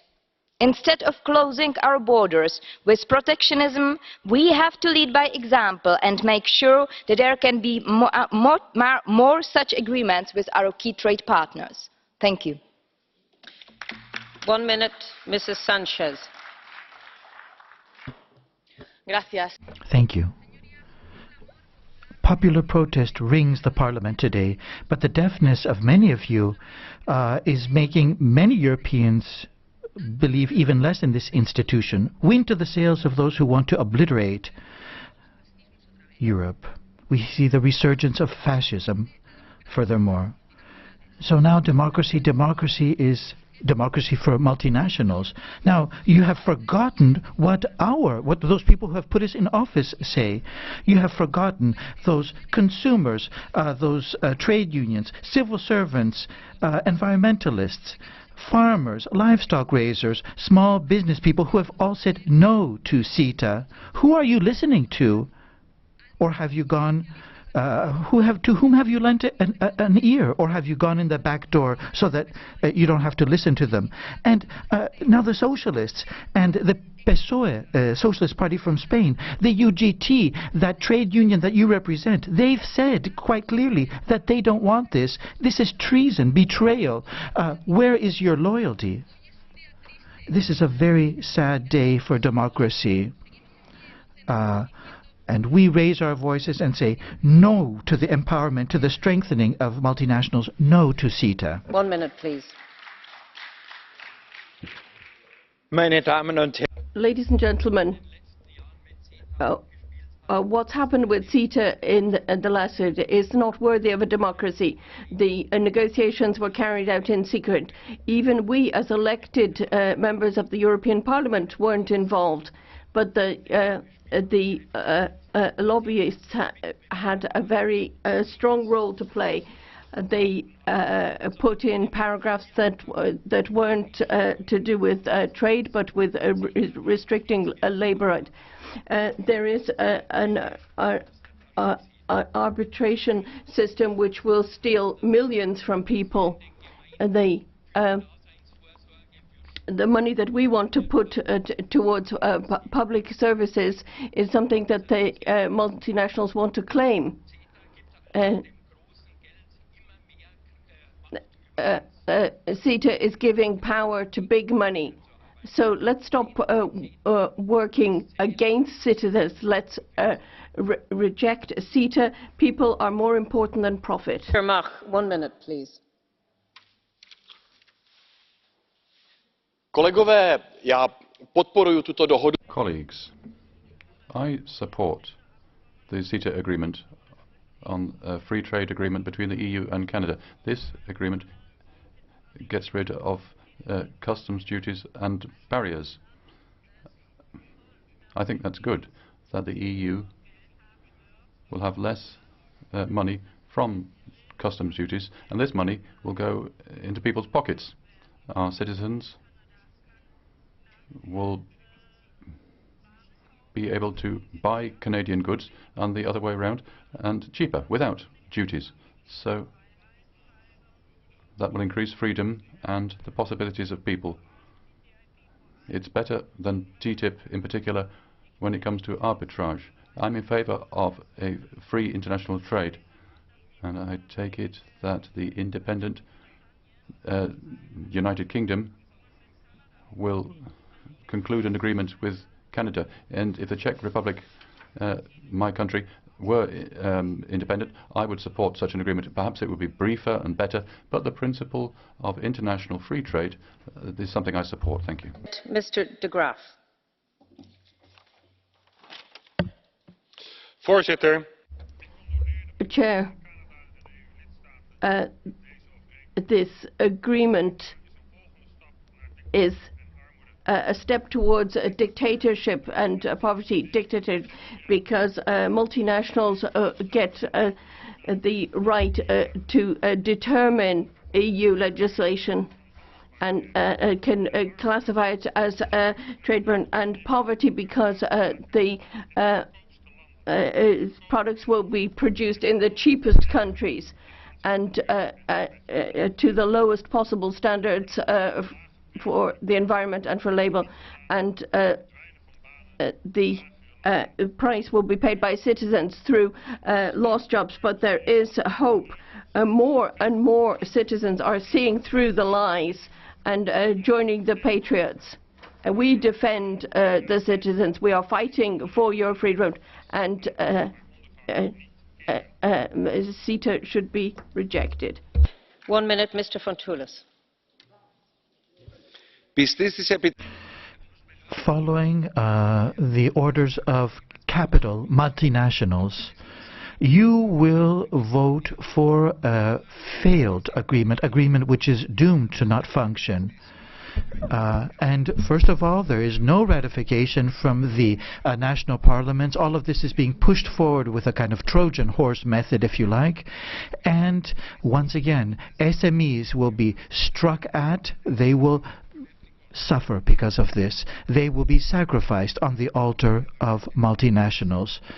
Funding will not be provided to these smaller structures, smaller undertakings in any way, shape or form. So this is what you are voting in favor of. Fortunately, there will be national governments in power in numerous member states of the European Union which will be totally against this type of agreement. But as long as the agreement is in force, they'll try to survive. Thereafter, they'll do away with it. 1 minute, please. Madam President, Madam Commissioner, we mock the ways in which Mr. Trump defends the truth, but they've been used by the NGOs and the extremists on CETA. You've presented clear statements. The French delegation in the EPP has looked through the guarantees which this agreement, which is good, should be applied, because that's the essential point. But there is a concern. The beef sector is in crisis, and the CETA shouldn't amplify it. What guarantees do you have as regards the safeguard clause? Because the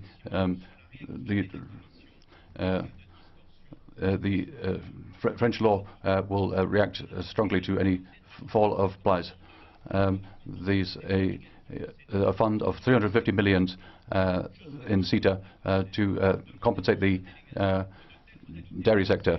I ask that this possibility is opened up to support the beef sector in France. Thank you. 1.5 minutes. Thank you very much, President, Commissioner. Now, the CETA agreement is not perfect, but the Socialists and Democrats have taken on board people's concerns and fought for improvements. And I think that is something that we need to value. And we need to say that the agreement is a step in the right direction for globalization. We have made sure that public services are guaranteed and that it is possible to have things at a municipal level, and that labor standards from international standards are anchored and implementable. And we have made sure that our precautionary principles apply. So no hormone beef, no GM, and so it's a way of evaluating other agreements, futures. I think that private arbitration courts should disappear from other agreements.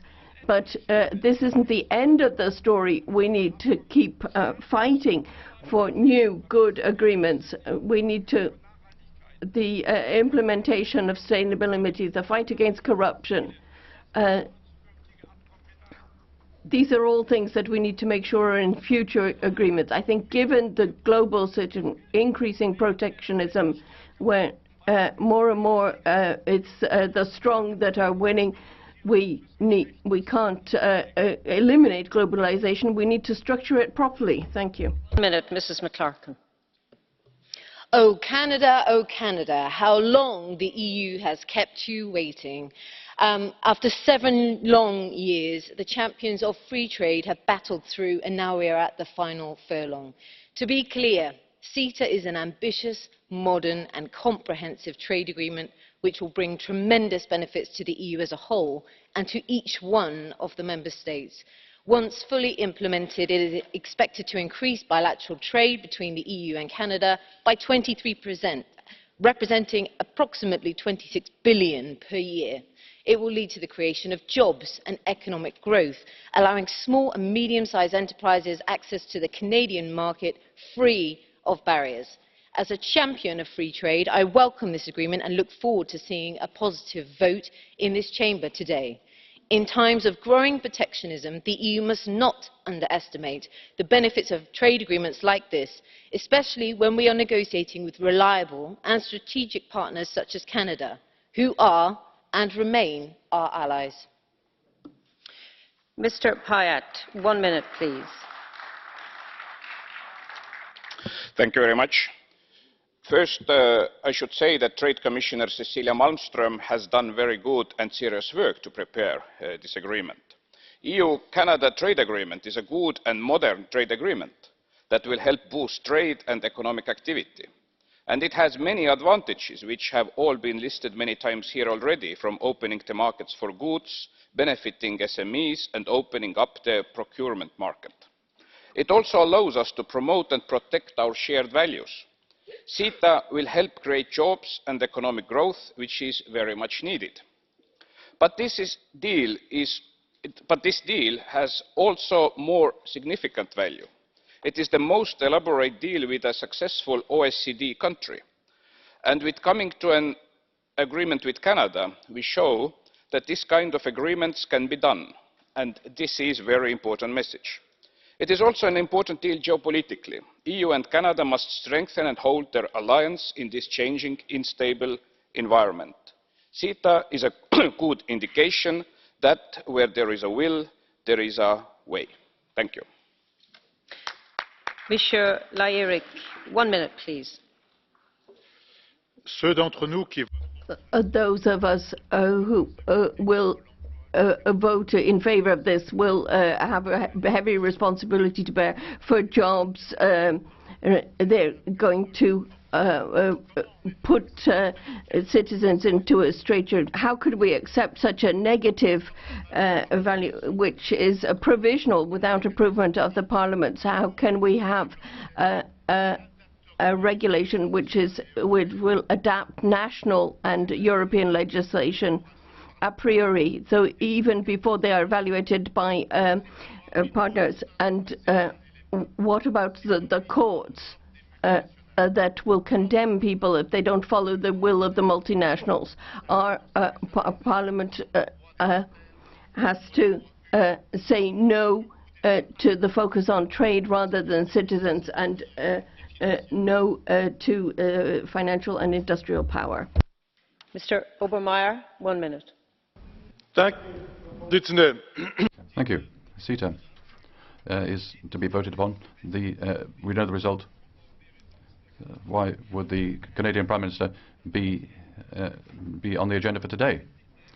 Finally, important points are in the treaty text. Parallel justice in the courts, the parallel justice which will erode national democracy, getting rid of the precautionary principle which will harm consumer protection, and the huge import quotas at low prices which will destroy our agriculture. I'm saying very clearly, yes to trade, but not to do away with national parliamentary competences. No to getting ground national justice and democracy, and no to eroding citizens in Europe. CETA is a Trojan horse which will damage and harm European values. Mr. Fisas, 1 minute. Thank you very much, President, Commissioner. Thank you very much for the work that you've done. You have the support of our political group. In these times of uncertainty, it's very important for the European Union to give a very, very clear signal with regard to free trade and open borders. And that's why ratification of the CETA Treaty is extremely important, establishing a foundation for trade in the future.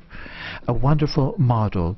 The highest standards being respected, of course, at the same time. CETA is a modern, ambitious, balanced agreement. Once again, an agreement which will serve as a model. It's very important for us to look at this in terms of growth, in terms of the creation of jobs for Europe, and of course for the supporting of numerous undertakings, large and small, in the European Union. And it is a counterbalance to the policies which Trump seems to have on the table. Thank you. Thank you, President. Even when I disagree with them, I normally understand where my colleagues in the Greens and my friends on the left are coming from.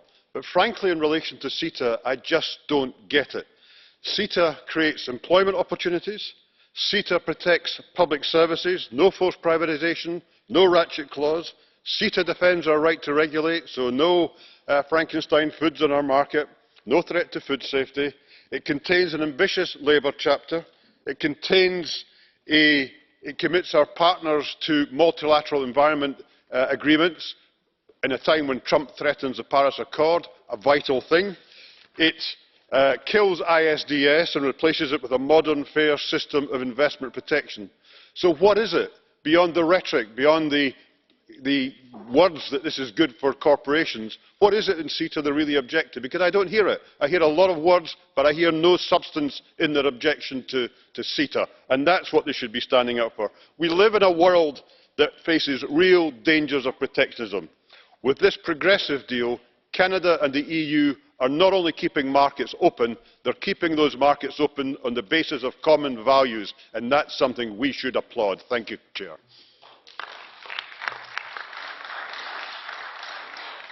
One minute, Mr. Starbati.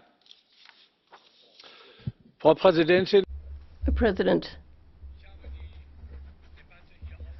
I've been listening very carefully to what everybody said this morning, and I've noticed something rather strange.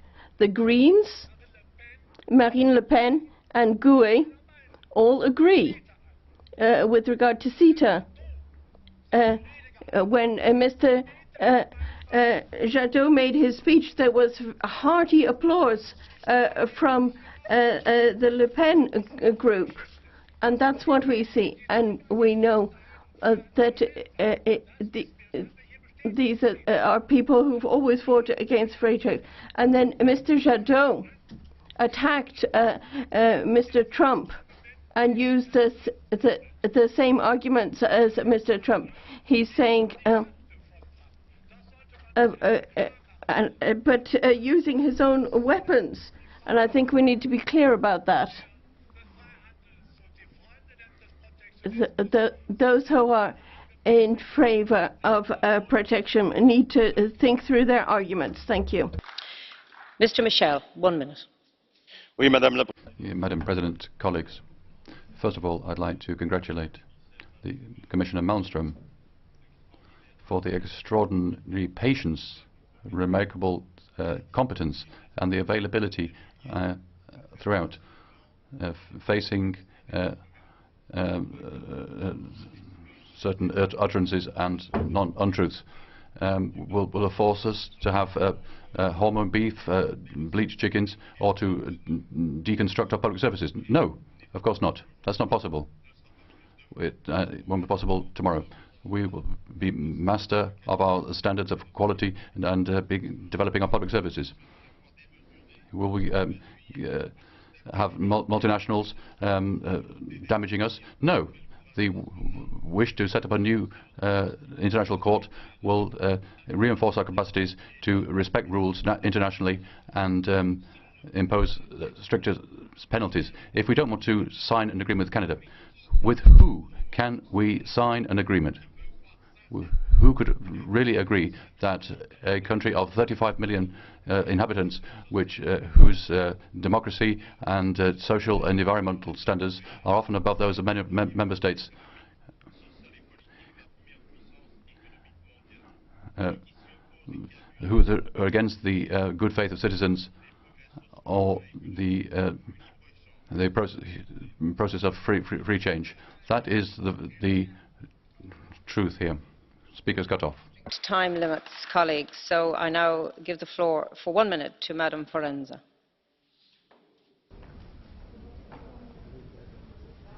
President, it would be a wonderful.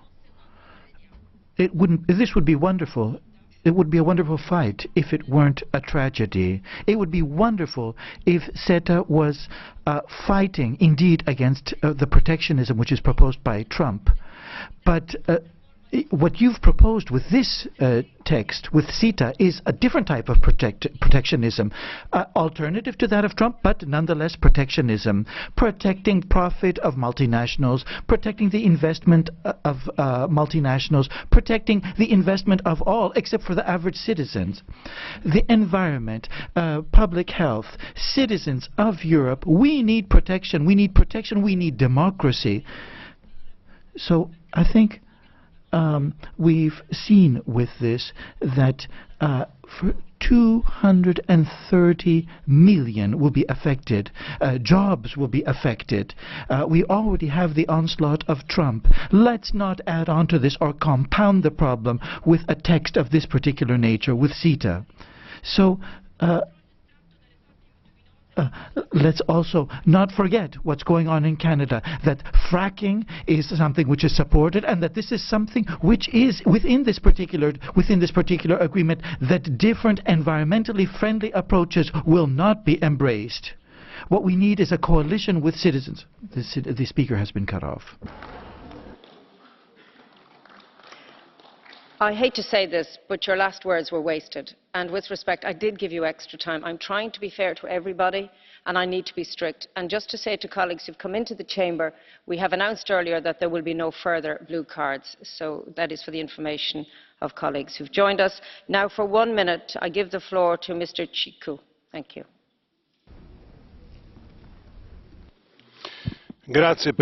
Thank you, President. Colleagues, I feel that the way, a responsible and serious way to deal with this is that, well, today we're discussing a good free trade agreement. We're also discussing the prospects of the future of free trade in Europe, a Europe which is a point of reference, a model. We're helping people understand that there are ways to move forward in an effective fashion to meet the various challenges that exist before us. Free trade offers us the opportunity to open markets, to open French markets, Italian markets, Spanish markets, all markets, to numerous opportunities. The IMF has said that, well, quite clearly, 90% of free trade is taking place outside of Europe, so we have to move forward on this particular front, indeed. We have to also support our small undertakings, SMEs. They can benefit this. It's important for them to reap the benefits of an agreement of this nature. And let me remind you that time is of the essence, and we see this all the more so in Italy with the numerous problems that we confront. Thank you. 1.5 minutes. Mr. Fleckenstein. Frau Präsidentin. President, colleagues, with all the different opinions on CETA, I think we should also consider positive aspects. We should think about the strategic partnership agreement as well. I think that's more important than ever. Bilateral cooperation in external policy, safety, security, the fight against criminality, economic cooperation and tourism. There will be a joint cooperation committee, and that is something that we very much welcome. We're talking here about shared values, freedom, democracy, the rule of law, and clear common positions against exclusion and for equal rights. I do not get the impression that these are values which are multiplying at the moment, and so for that reason it is more important than ever that we work together with friends who share these values with us. Colleagues, perhaps in the past, when we looked across the Great Lake, we didn't see the Canadians because the Americans were in between. But now it is time, given current developments, that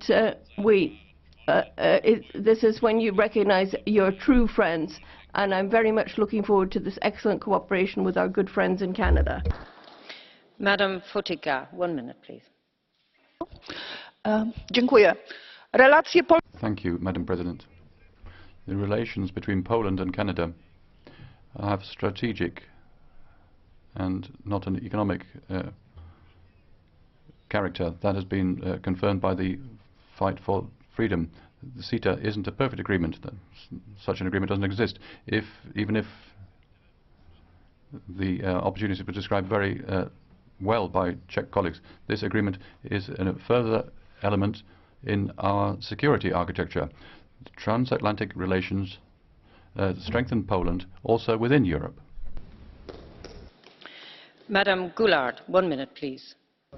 Merci, Madam. Thank you very much, President. It is important to listen to people's concerns, but we shouldn't follow anxiety when we're determining policy. What I wanted to say is that Commissioner Malmström is acting in accordance with the democratically granted powers. Trade competence is exclusively exercised at European level. There have been debates on that in all of our countries when we took that decision, and I have I'm sure that she will be able to ensure that we have the safeguards necessary. Canada is a democratic country, one of our allies, and I'd also like to stress that it is also a francophone country with which we should feel solidarity. France has a huge deficit in external trade, so opening up possibilities with a safe country, which is very much in line with our values, is an excellent development, and we're counting on you, Commissioner, to ensure this happens. 1 minute, Michel Mélenchon. This is a bad agreement, bad for France, bad for Europe. It'll ratchet up the crisis of the social and environmental crisis, because it has no mention on the Paris Climate Treaty. It encourages dirty fossil fuels. It encourages the brutal, cruel and unfair agriculture. It puts into place special courts which allows multinationals to go against the peoples. It accepts a social dumping by a country which has not supported ILO rules. this has not been negotiated, and the government of my country has a particular responsibility in this. Those in this assembly, this will, treaty would not be agreement supported if without the S&D. It's bad for the people of Europe, and the people in the future will remember this, in particular in the presidential elections in May 2017. 1 minute, Mrs. Christhout Rowohl. Thank you very much, President. Colleagues, as Deputy Chair of the delegation for Canada, we've been following very closely these particular negotiations, numerous occasions on both sides of the Atlantic, and it is high time now to reach agreement, and I think that indeed what we have before us today is a good result. This particular agreement is for the future. It is not for today and for us. So we have to place ourselves as European Union, as Europeans, in a broader world framework. We want to create a future, and basically nothing else exists before us than this wonderful possibility to trade and negotiate in order to create proper trade agreements. Now, it's not, there is an arbitration system in place. We're not putting this outside of the realm of reality. CETA wants to improve the system that's in place, wants to improve the investor court system as well. And indeed, I wonder, in this political situation, at this conjuncture right now, that the far right and the far left use the same arguments, and both of you think that you're right. Very strange indeed, this. Mr. Poche. Thank you very much, Commissioner. The EU and Canada have had good relations for over 40 years, and these need to be deepened, not only in the area of trade, but also in the area of security, environmental protection, and the CETA agreement is making a major contribution for both sides. And Canada also has relations to the US and the Commonwealth.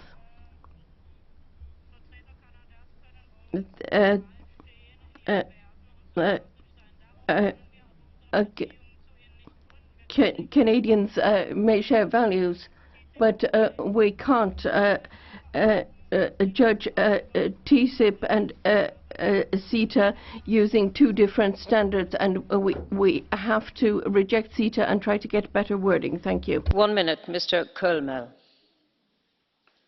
Thank you very much, Madam President. We're today talking about CETA, but some people are using this to have a proxy war against the consequences of globalization. That's a shame.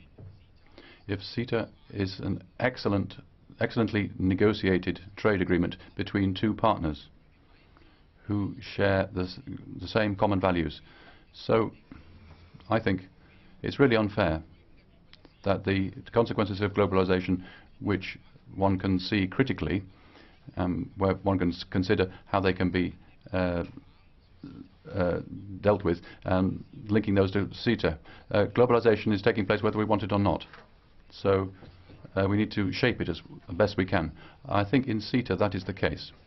I would like to thank in particular our Canadian friends that they were prepared, even after the conclusion of the negotiations, that the negotiations on one part, which is the international trade courts, was reopened. That couldn't take that for granted. And as the chairman of the EU-Canada delegation, I'm particularly grateful for that. Mr. Winkler, 1 minute, please. Thank you very much, distinguished colleagues. Commissioner, we need to protect European industries and European farmers, and we need to support and protect our SMEs, startups and exporters. We also need to protect and promote our services industries, innovation and European IPR. This is a broad consensus, I believe, inside and also outside of this House. But how to achieve this? Is protectionism the best protection that we can provide? History of global economy and trade in the last 100 years teaches us that protectionism is a poor tool. The costs of protectionist measures always turned out to be higher than the short-term gain of such measures. The best we can do for European industries, for SMEs and farmers, is the active promotion of their interest. Today, that means providing for a fair, modern 21st century trade agreement with a like-minded partner. Today, that means approving CETA.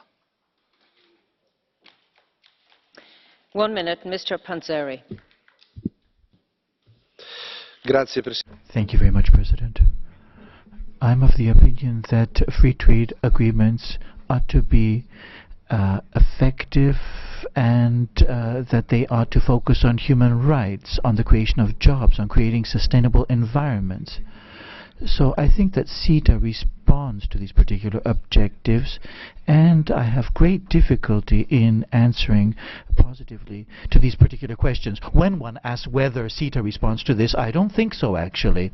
So I think what we need is to establish a reference point as far as agreements go for the future generation. It ought to be a model. And indeed, CETA is on the right path, but all of these particular criteria that I mentioned earlier on, I feel have not been met. Of course, opening markets, deregulation is something that has to be done in a very measured fashion as well. We have to look at things in a totally different fashion. And indeed, it is in this particular spirit that we will vote. Thank you. Mr. Nicholson, 1 minute. Thank you very much, Madam President, Commissioner. CETA has been many years in the making, and we are now at the final stage. Canada is a country very similar to ourselves. If we cannot do a trade deal with Canada, who can we do a trade deal with? There are many historical ties between my constituency of Northern Ireland and Canada, and we have significant economic ties today. For instance, the Canadian company Bombardier have operations in Northern Ireland, and I hope that once this deal is in place, it will strengthen and deepen those ties. We all know that any trade deal is not perfect, and CETA comes with positives and also negatives, and we are well aware of that. When the United Kingdom eventually leaves the European Union and embarks on its own trade policy, I hope it takes a balanced approach. The government seems to believe at the moment we can do deals quickly. I believe quick deals are bad deals for the people. Throughout discussions on CETA, TTIP and Mercosur, I have repeatedly made the point that the European Union must not use agriculture as a bargaining chip, and I will continue to make that case as the United Kingdom embarks on its own bilateral trading relationships. Thank you. Madam Saifi, 1 minute. CETA is an interesting and balanced agreement. It represents various opportunities for our companies. We have heard the concerns of citizens, and that's why we will keep close tabs on the implementation of the agreement if it's ratified. The Commission must respect its commitments and statements. Safeguard clauses should be triggered immediately if there are difficulties in a sector, and that's why we need to have particular attention focused on the agricultural sector. Madam Commissioner, the concerns expressed reflect growing distrust in the Union's political trade policy and should be responded to. We need to have maximum transparency around negotiations. Finally, when the United States under Donald Trump has chosen protectionism, we have to reinforce our links with partners which, like Canada, share our values. And that, I regret that Mrs. Le Pen she has forgotten that she was not there and she didn't vote herself on the day of that particular vote. Thank you. Mr. Kofod, 1 minute.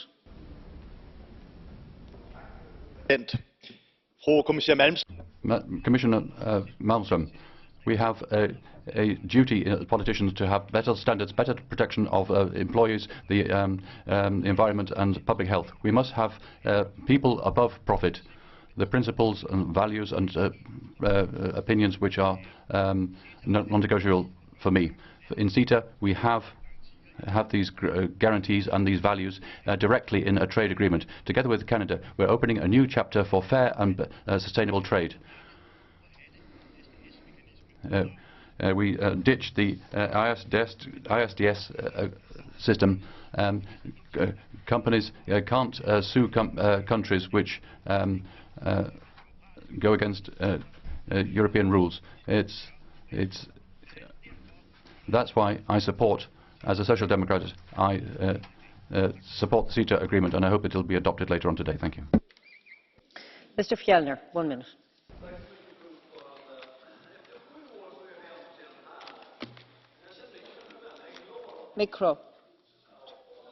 Microphone. Tack för ordförande. Efter 7 år så är vi äntligen. Thank you. Following 7 years, we finally arrived, but I have mixed feelings. I'm very pleased but I've seen so many extremes here. And there's so much energy is being put into trying to stop the agreement. We're hearing all sorts of lies. People are trying to take this as a hostage to promote their own agendas. And we see that here. We see that people want to draw borders, but that the extremes are coming together. It's a good agreement, and new jobs will be created in all of the companies which export to Canada. It's not just a question of Canada, it's also a question of our international credibility. If we succeed in achieving the agreement, if we don't succeed, then we will have lost our chance to structure things. Rodriguez Pinero.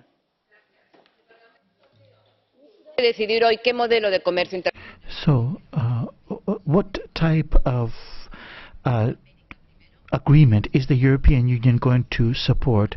Is it going to be, it won't be a Trump-type agreement, of course. It won't be, we have to establish our own system of rules for globalization. But we need also guarantees for social standards, labor standards, environmental standards in the European Union and in the rest of the world. CETA is not a perfect agreement. No agreement is. There's always something better. But with CETA, thanks to the work of many and the work that's been done by the Socialist Group, I think important steps forward have been made. Transparency, sustainable development, the participation of civil society, and the defense of our welfare. And I think, indeed, with our Canadian colleagues, what we want to do is establish some sort of framework for trade. And I think we're moving in the right direction. It is that solidarity which is extremely, it is neither protectionist, it is neither nationalist. What we want to do is, we have on the one side Marine Le Pen, Donald Trump, the extreme right, the extreme left. We have to find a middle path, and I think CETA is on the right course. Thank you. Madam Andrikien, 1 minute, please.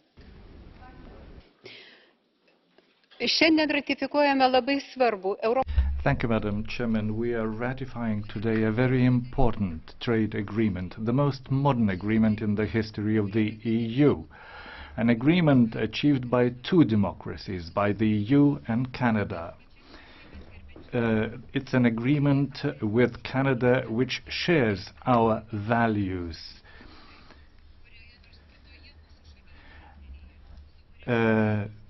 Canada respects animal rights. The way that the public services are regulated in this agreement has no grounds. I think that the benefits of this agreement will soon be felt after it comes into force, just like in the case of EU-South Korea agreement. Thank you. Arena, 1 minute.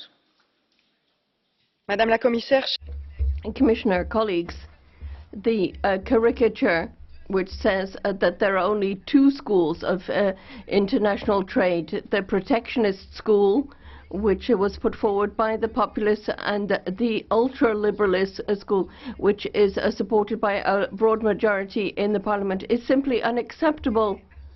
I think that this bipolar approach is suicidal. Europe can do better. Europe deserves better.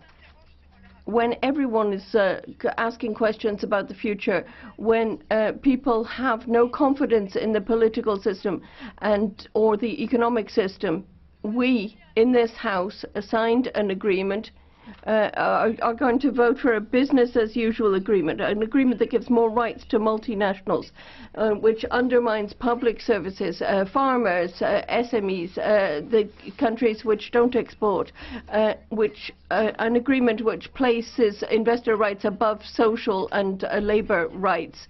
It's not a social agreement, it's an old-fashioned agreement, and that's why I'll be voting against it. 1 minute, Mrs. Reding. Dear colleagues, we hear everything and is opposite on CETA. I would like to come back to the facts for a moment.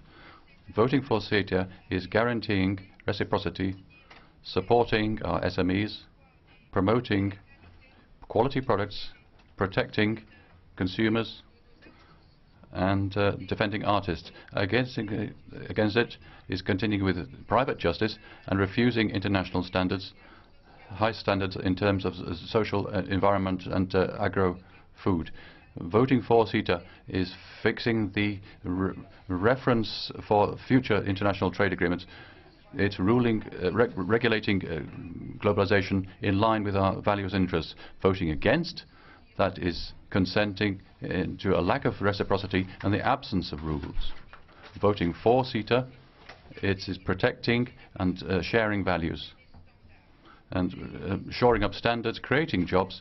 That's the reason why I will vote for CETA, for affirm the leadership of Europe, for an agreement which is in the interest of citizens and the interest of companies, and which shores up our values and our democratic system.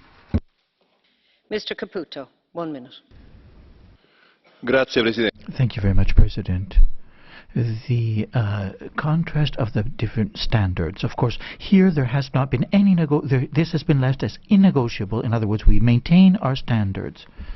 Also, the issues of climatic change, energy, and numerous issues that concern pesticides and agriculture. Here we have not given in on anything.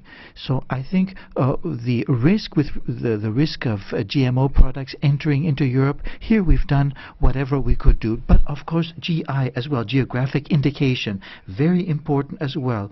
We have 104 European geographic indications which are protected within the framework of this particular treaty.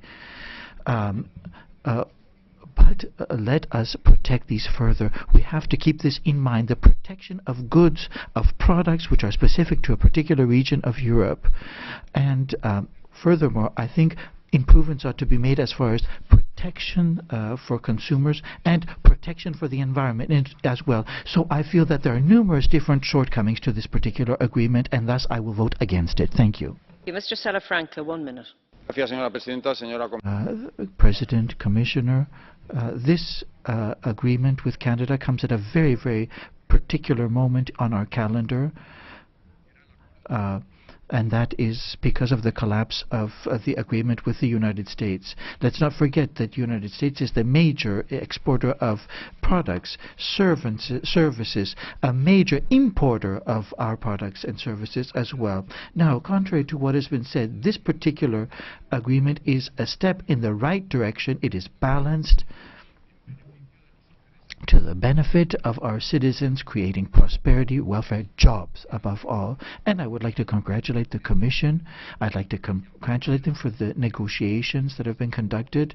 And of course, it would have been better if it didn't take place in 7 years, but much less. But nonetheless, the moment has come for us to seal and stamp this particular agreement.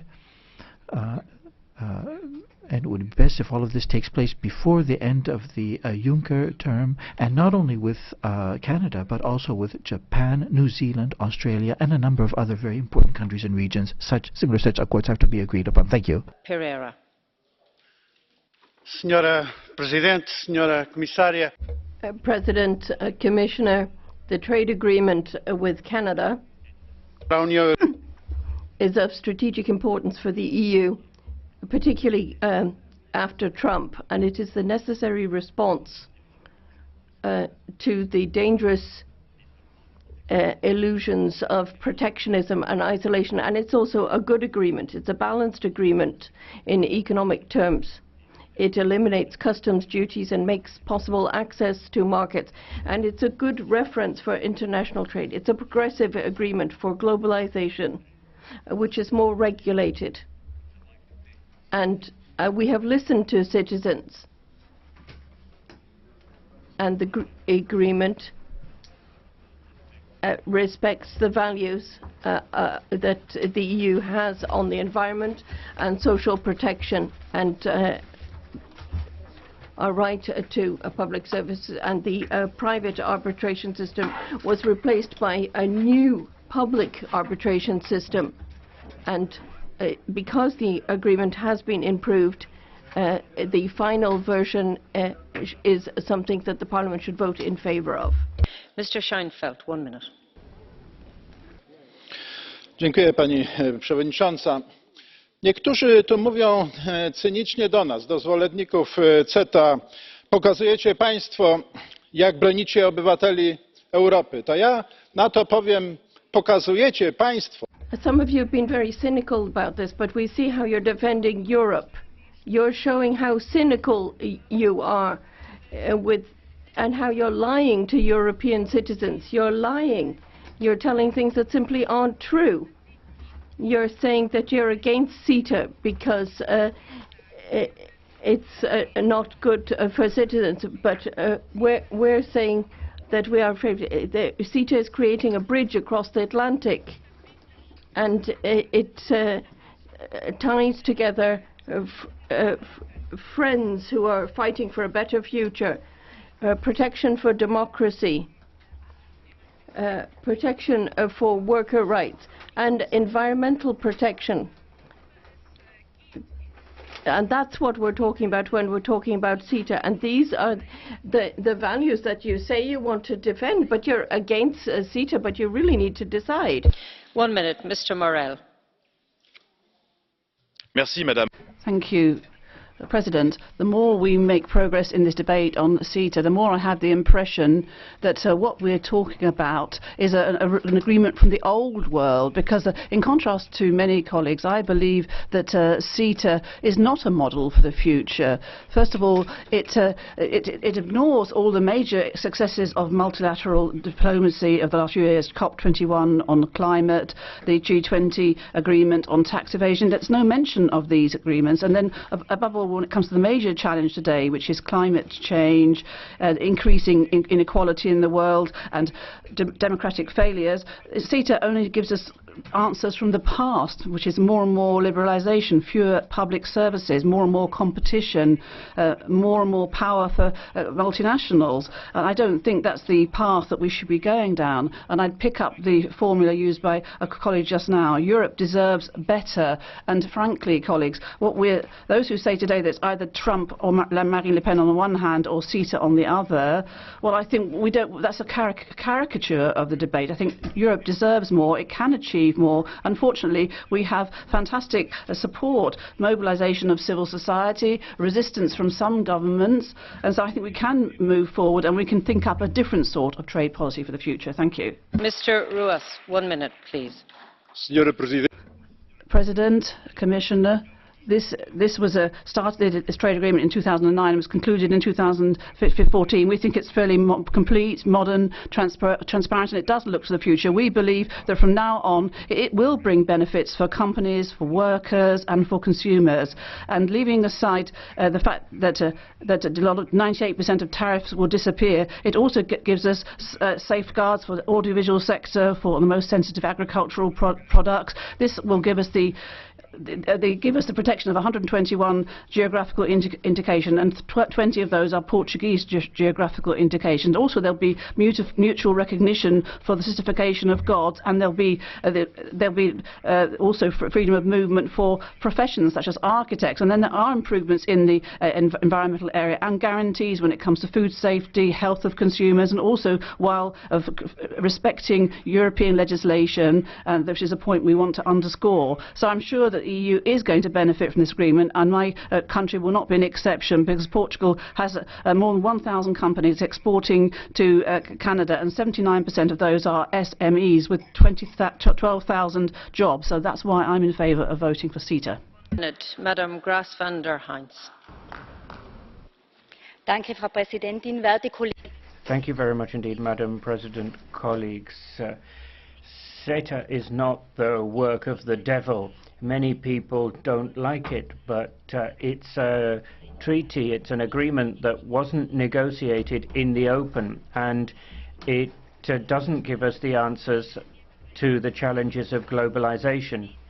Many people are wondering what to do about globalization, and CETA is not the answer, and that is why I cannot agree to CETA. It's not good enough. Certainly, the lesson of CETA is that we have to do things differently. Perhaps we should go back to traditional trade agreements and go for sector-specific regulation. What's absolutely vital is the involvement of national parliaments, civil society, NGOs, and the European Parliament. They all need to be part of the negotiation process right from the beginning, and people need to be regularly informed. The attitudes and anxieties of people have to be heard and assuaged. That's the way for the European Union to restore its legitimacy. What's gone wrong with CETA must not be repeated. Thank you. Karas. Madam President, we're talking here about taking responsibilities, or indeed looking at fears instead. Globalization of rules, or indeed dumping. We're talking about either creating a future or missing opportunities. We're talking about assessing the results of the negotiations and, on the other hand, fake news. We're talking about a serious, data-informed debate, or, on the other hand, tactical politics on the part of parties. I'm pleased to see that the majority of members of the House, the People's Party, the Conservatives, the Liberals, but also the Social Democrats, that the majority are taking people's concerns seriously. And after a very intensive debate, we've taken a decision to vote in favour of this trade agreement, because we have checked the outcome of negotiations, and because concerns and questions raised by people, these concerns and questions have been incorporated into the agreement, and it's very much in line with the values and the value system of the EU. I think that if you just let this go by, you will be losing out. We therefore need to seize this opportunity and make the most of it. Mr. Gahler, 1 minute.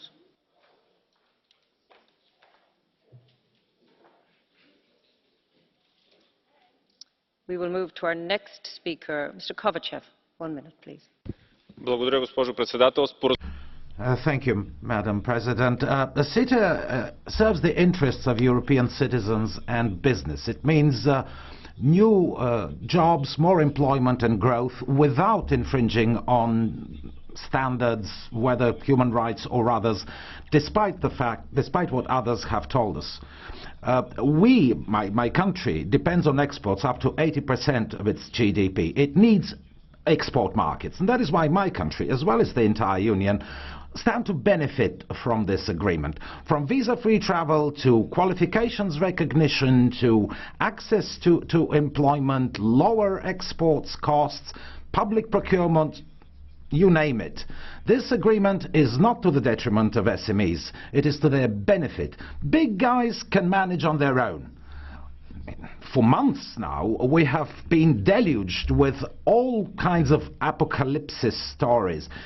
The agreement would result in flooding the European economy with cheap, low-quality goods. It is much easier to be populist, but it is rather more responsible to tell the truth. Thank you. Mr. Kalem, 1 minute. Thank you very much. The EU was founded 6 years ago on the principles of four freedom. Our rapporteur Pabriks told us today that it is a choice about the EU's future, openness, or protective and angry closing into ourselves. Also, Pope Francis told the European Parliament some years ago about his impression of a weary and aging Europe, which now reminds a grandmother, hesitant, defensive, but now also believing in political horror stories. Only opening up has brought success and well-being to the citizens of Europe.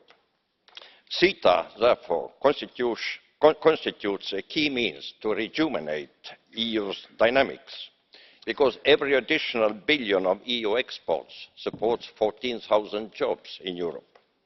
It is in fact a crucial test of EU's credibility, self-respect and reaffirmation of our founding principles of four freedoms. Commissioner Malmström, tack så mycket for your dedication, faith and persistence.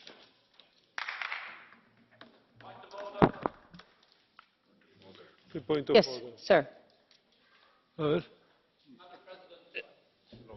Is it in order for members to absent themselves from the debate and leave big placards rather than actually take part in the debate?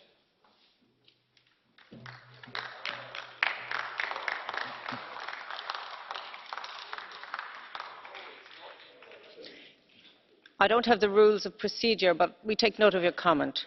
And we move to our next speaker, Mr. Milan Mon, for 1 minute, please. I want to say I support CETA and agree with this strategic partnership agreement with Canada. We share lots of goals and values with this country, and they're our partners in NATO, and we cooperate very closely in order to deal with global challenges like climate change. We're also in favour of multilateralism and for the respect of international law, and the strategic partnership agreement will improve our dialogue and our coordination. And the CETA agreement is a free trade agreement, as has been said. It's the most modern agreement ever negotiated by the EU. It will allow for better access by our companies to the Canadian market, and there's a high purchase power on that market. There is an investor court system to settle disputes, and there's a very important opening here for public procurement, because European companies will be able to compete for public contracts at the provincial and town hall level in Canada, as well as at the federal level. And I think this allows more broad access to the market. So we will see tightening of our economic and political ties with this country. We can't be against international trade in today's world. The international world, on the contrary, will bring us prosperity, help consumers, and will create jobs, which are so necessary in Europe. Mr. Lambsdorff, 1 minute. Frau Präsidentin!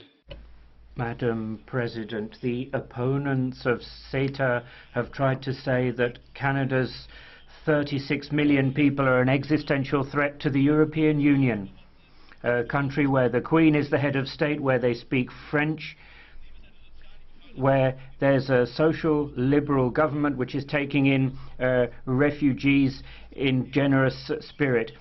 What rubbish. If we can't reach an agreement with this country, then we may as well drop all the other negotiations going on. I want to say very clearly, I read Reinhard Bütikofer and Co.'s open letter. I think it's hypocritical for the Greens to say that right-wing nationalism a la UKIP is bad, left-wing nationalism a la Mélenchon is good.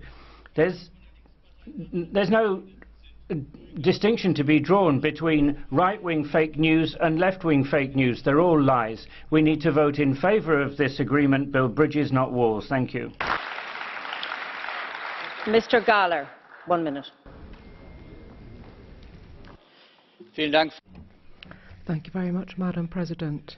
Today I'm going to be voting in favour of the CETA agreement. I come from a region which has a lot of exports, Hessen, Frankfurt and its surroundings. We have a great interest in this. We want to make sure that we have trade with Canada, improved trade, and in particular for our small and medium-sized enterprises who are having a very difficult time at the moment in terms of establishing themselves in that country. I'm always surprised by the bizarre constellations that gather support against the agreement. Sarah Wagenknecht from Germany, the AfD group, there's also of course Mélenchon, Marine Le Pen, the anti-Trump politicians, and even a Social Democrat from my country, which I deplore of course. Anyway, I very much hope that this agreement will be a signal, a new generation of progressive free trade agreements which could serve as a model for future agreements too, and I very much hope that the House will support the agreement. Thank you. Thank you. Colleagues, we have 20 catch the eye requests. I'm going to take as many as I can, and I begin with Mr. Kelly for 1 sharp minute please, and I'll be more strict this time. As a member of INTA and of the Canadian delegation in the last mandate, I have been following this agreement all that time. I must say I am somewhat amazed at the alternative facts which are now vogue in this establishment and around the world. You could say this is the age of alternative facts. One of them is flying around my Twitter feed in the last few days. It says CETA will put 90 million jobs at risk. 90 million. That's nearly half the jobs in the European Union. And this is from a country, Canada, that has only 35 million people itself. These are the facts that are being perpetrated and people believe out there protesting today. If I thought it was going to cost 90 million jobs, I would be against it too. But in actual fact, it's the opposite. We're for it because it's going to create jobs in Europe, create jobs in Ireland, and that is what we want. South Korea agreement created 210,000 jobs, and yet a Canadian agreement is going to cost us jobs. Logical? No. Mrs. Grappini, 1 minute. Thank you, Madam President, Madam Commissioner. This is a historic moment for the European Union. This is the first free trade agreement with a major OECD economy. I think we need trade agreements with non-European countries, but of course it has to be on a win-win basis. Our trade does need to evolve, especially for the SMEs. We need to be sure that we stand to gain. Of course, we're not going to gain everything. I know that we now have legal mechanisms, we have various standards that have been introduced. We always have to choose the best possible solution because there's no such thing as the ideal solution. I think we should develop the single market, we should have good trade agreements, we shouldn't shut ourselves off from the world. Thank you. Mrs. Tomašić.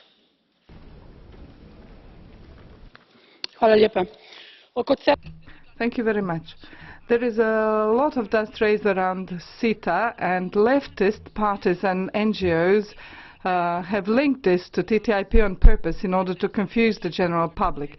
CETA is much more transparent and benevolent agreement which opens a rich market for European countries towards a country that presents no threat to Europe. There is no worst case to black scenario. There will be certain problems, but we also have problems in the EU among member states. But these problems we solve with new agreements. And with Canada, we can also deal with this with the dispute settlement system. So, dear colleagues, if we cannot conclude this agreement with a country like Canada, who can we conclude agreements with? Free trade agreement is an opportunity for both sides. For Croatia, it is an opportunity to link ourselves with the expatriate community in Canada, and I do hope we will seize this opportunity. Mrs. Bilbao.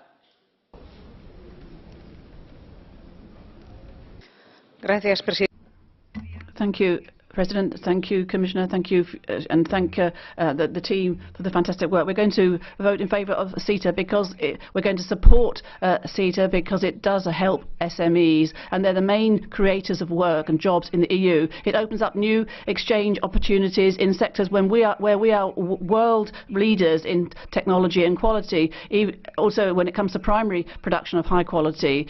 And so we also share with Canada values and principles which are going to be strengthened because they will grow with a agreement, make us stronger in the area of world trade. This is the best answer, and they have also high social standards and environmental standards, and I think this will give opportunity to prosper. The team here in the Commission has shown knowledge, skill, ability to work on moving a negotiating process which has become very rigid, and they've overcome this lockdown. I think the opportunities this accord are much better than just saying a flat no. Mr. Flanagan. Yes.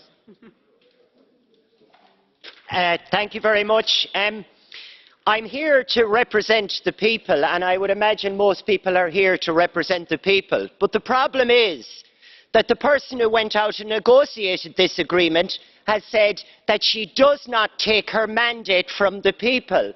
What sort of a democracy is this, where we send someone out to negotiate on our behalf and she brazenly says to us that she doesn't take her mandate from the people?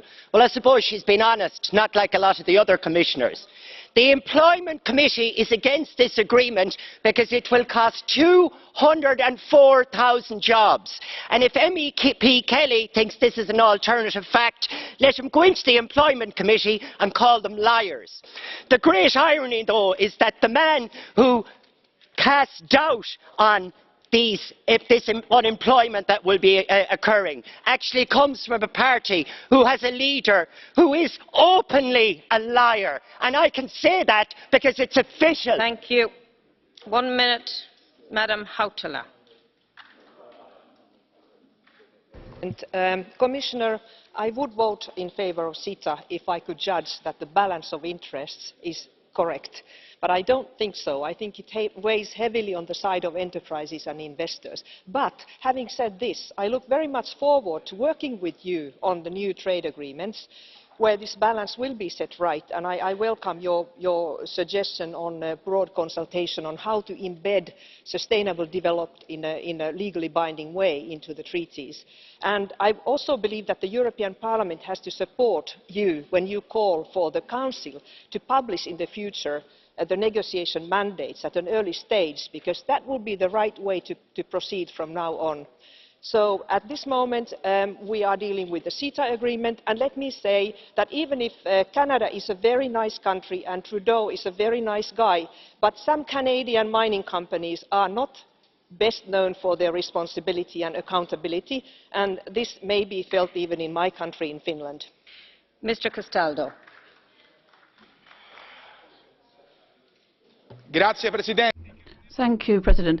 Well, it's carnival now, but some people keep their masks on the whole year. They're saying that CETA is just a normal trade agreement with Canada based on common values, and they're saying it's a milestone in sustainable trade. Take off the mask and speak the truth about the fact the ISDS is being abolished. It isn't. You're saying that this arbitration court is going to be more democratic. It's not. And the rights of the people will be trampled underfoot in order to protect corporations. And also we will see a lowering of our standards on our environmental standards, and you will be selling off our public services in the water area. We think that you sold yourselves. We in the 5-star movement are those in favour of defending the interests of all against the profit of a few, and there are now 3 million signatures from European people. So we say no to this Trojan horse and no to CETA. We have the people behind us. Thank you. That completes the speakers list, and we've had over 80 contributions in this debate, Commissioner, and I now invite you to respond. Thank you. Very much, Madam President, honourable members of this House. It has indeed been a very long and interesting debate. We are here discussing a trade agreement. Trade has made the European Union the biggest economy of the world. It has benefited to the prosperity and welfare of Europeans.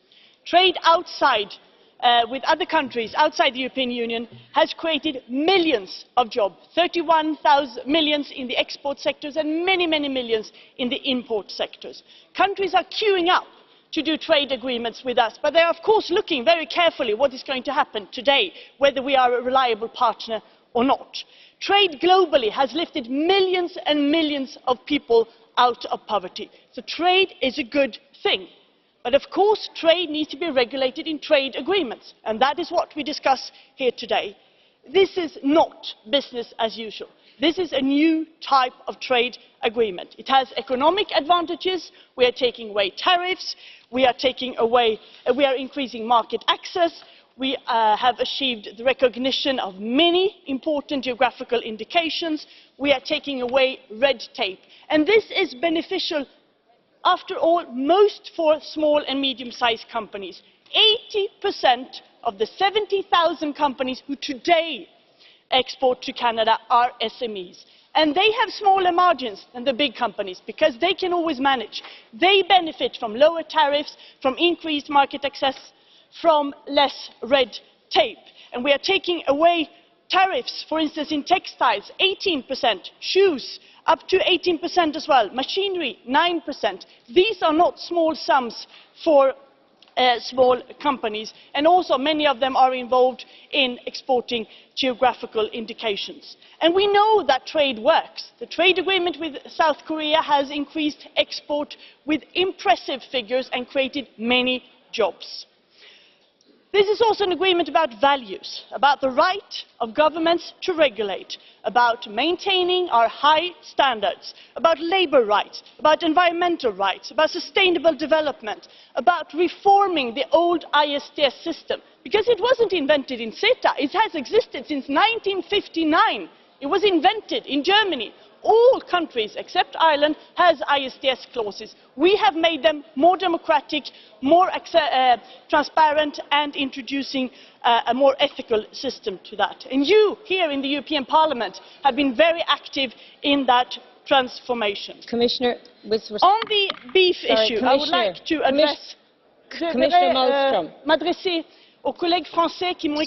I would like to also address some comments to French colleagues who have sent me a letter on some concerns. No. Please, colleagues, we have had a very, very good debate this morning, and I would ask those who are coming into the chamber to respect and have some silence, please. The Commissioner is explaining and responding to the debate, so I would ask you to respect her attempt to respond to your questions. Apologies for interrupting. Thank you. Thank you, Madam President.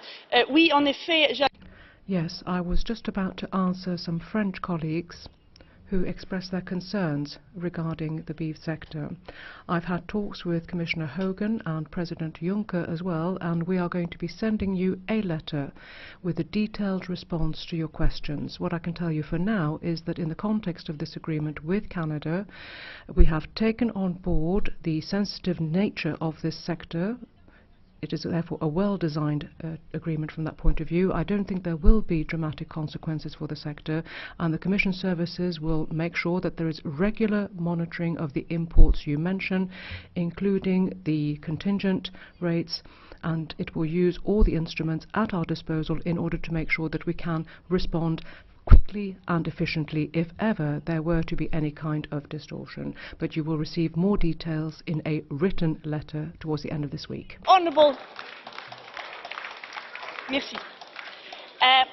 Actually, honourable members of this House, many of you for years have been calling for trade agreements who include sustainable development, human rights, labour rights, environment, climate, animal rights. All this is in. All this is in this unique agreement. But it does not include anything to force any municipality or country or region to do privatisation. It will not lower standards. It will not bribe the governments for regulating in the interest of the citizens. Things that are forbidden on the European market today will remain forbidden. And the Joint Committee will not change anything in our legislation. That is for the EU institutions, including you, to do that. We do this agreement with Canada And I would like to salute the presence of the Minister of Trade, Monsieur Champagne, who is in the tribune here today.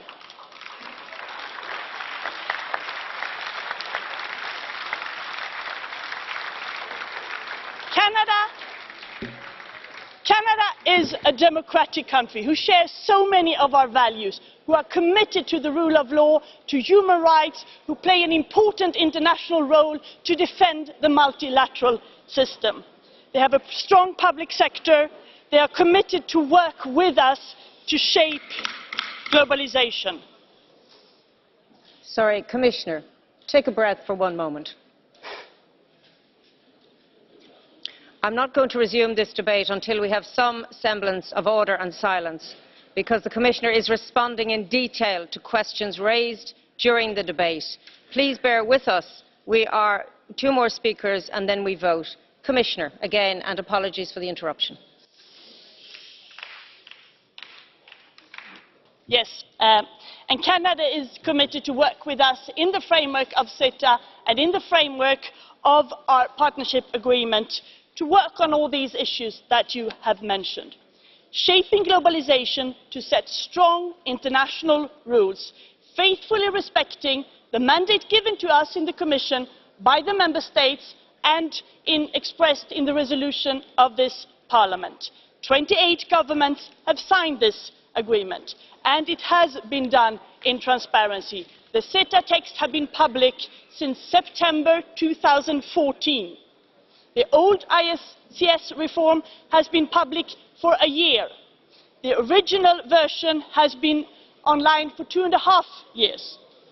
There has been 12 meetings on this with the European Parliament, 9 meetings with the INTA Committee, 3 workshops, 2 EP delegations, and I can go on. It has not been negotiated in secret. You will be involved in the implementation of all this, honourable members. And we will work with you in order to make sure that we reform and look at how we can become better in the implementation of the Sustainable Development chapter. I do respect, and that is perfectly normal, that there are different views on this. You can be in favour and you can be against. Yes, colleagues, once again, I don't want to name names who are speaking in the aisles. Would you please respect Commissioner Malmström and give her some attention? Again, and strength to your voice, Commissioner. I'm soon be done. So I respect that there will be people voting in favour and against. But calling a trade agreement with Canada a coup d'etat is frankly going too far.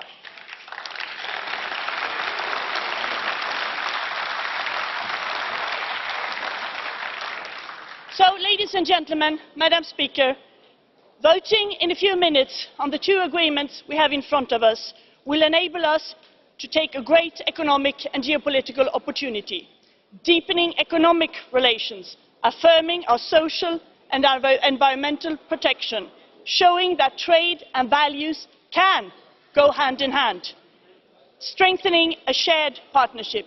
I hope that you will vote in favour of these 2 agreements that will send a strong signal to our friends in Canada, but also to the rest of the world. Thank you very much.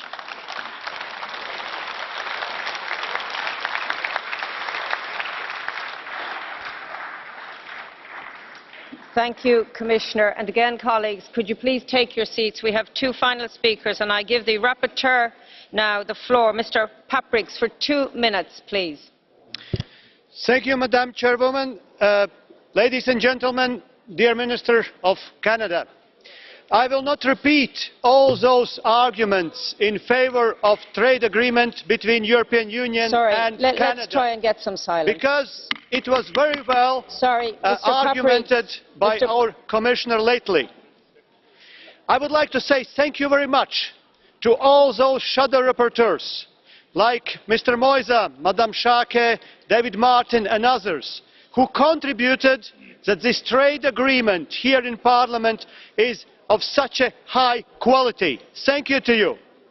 I also would like to agree with such speakers like Graf from Lambsdorff and others, who noted that actually once more the far right and the far left of this House is united against everything what is good for the European Union.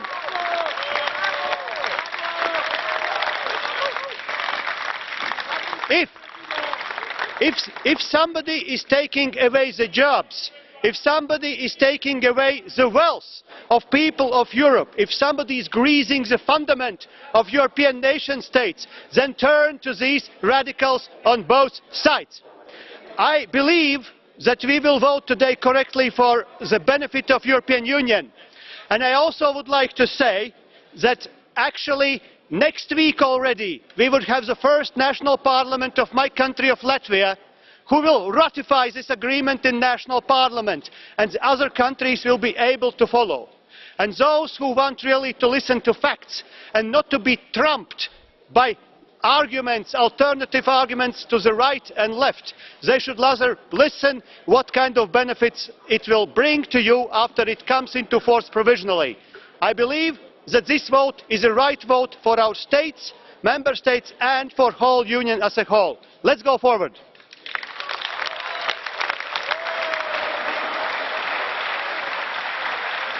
I now give the floor for 2 minutes to Mr. Tannock for 2 minutes. Quiet, please, colleagues, if we may.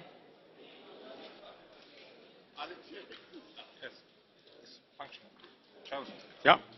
Madam President, what's been very clear to me today in the debate is that there is a near universal appreciation for the strong ties that exist between Canada and the European Union across the House, other than for a minority of alarmist, protectionist and isolationist voices on the far left and right of the chamber. Our shared culture, democratic norms and history binds us together in a way that's unique. It's vital that the EU champions those shared values to maintain the levels of prosperity and success that we enjoy today, and to stand together as strong advocates for free trade and liberal multilateralism across the globe. CETA and the SPA will act as a model for future trade and political relationships between the European Union and third countries. It's also a potential model for the United Kingdom to base its future trade relationships with the EU around post-Brexit. So fighting international crime and terrorism, tackling climate change and ensuring continued space for economic growth and job creation in an era of globalisation and technological change are all issues that are cross-border and can only be tackled by democracies like Canada and the EU member states working together. As these changes take effect, it's vital that we all work together to ensure that they work for all our citizens and do not allow our economies to drift towards the simple allure of nationalism, isolationism and protectionism that can only lead to less prosperity and security for our citizens. It's taken many years to reach today to conclude these deals, but as we are now finally moving in this House to ratify the SPA and CETA, it's clear that this time and effort has been very well worthwhile. Thank you. Thank you, colleagues. That closes our joint debate. I want to thank the Commissioner and for you also for your cooperation in this lengthy and important debate, which is now closed, and we will move to the votes. Thank you.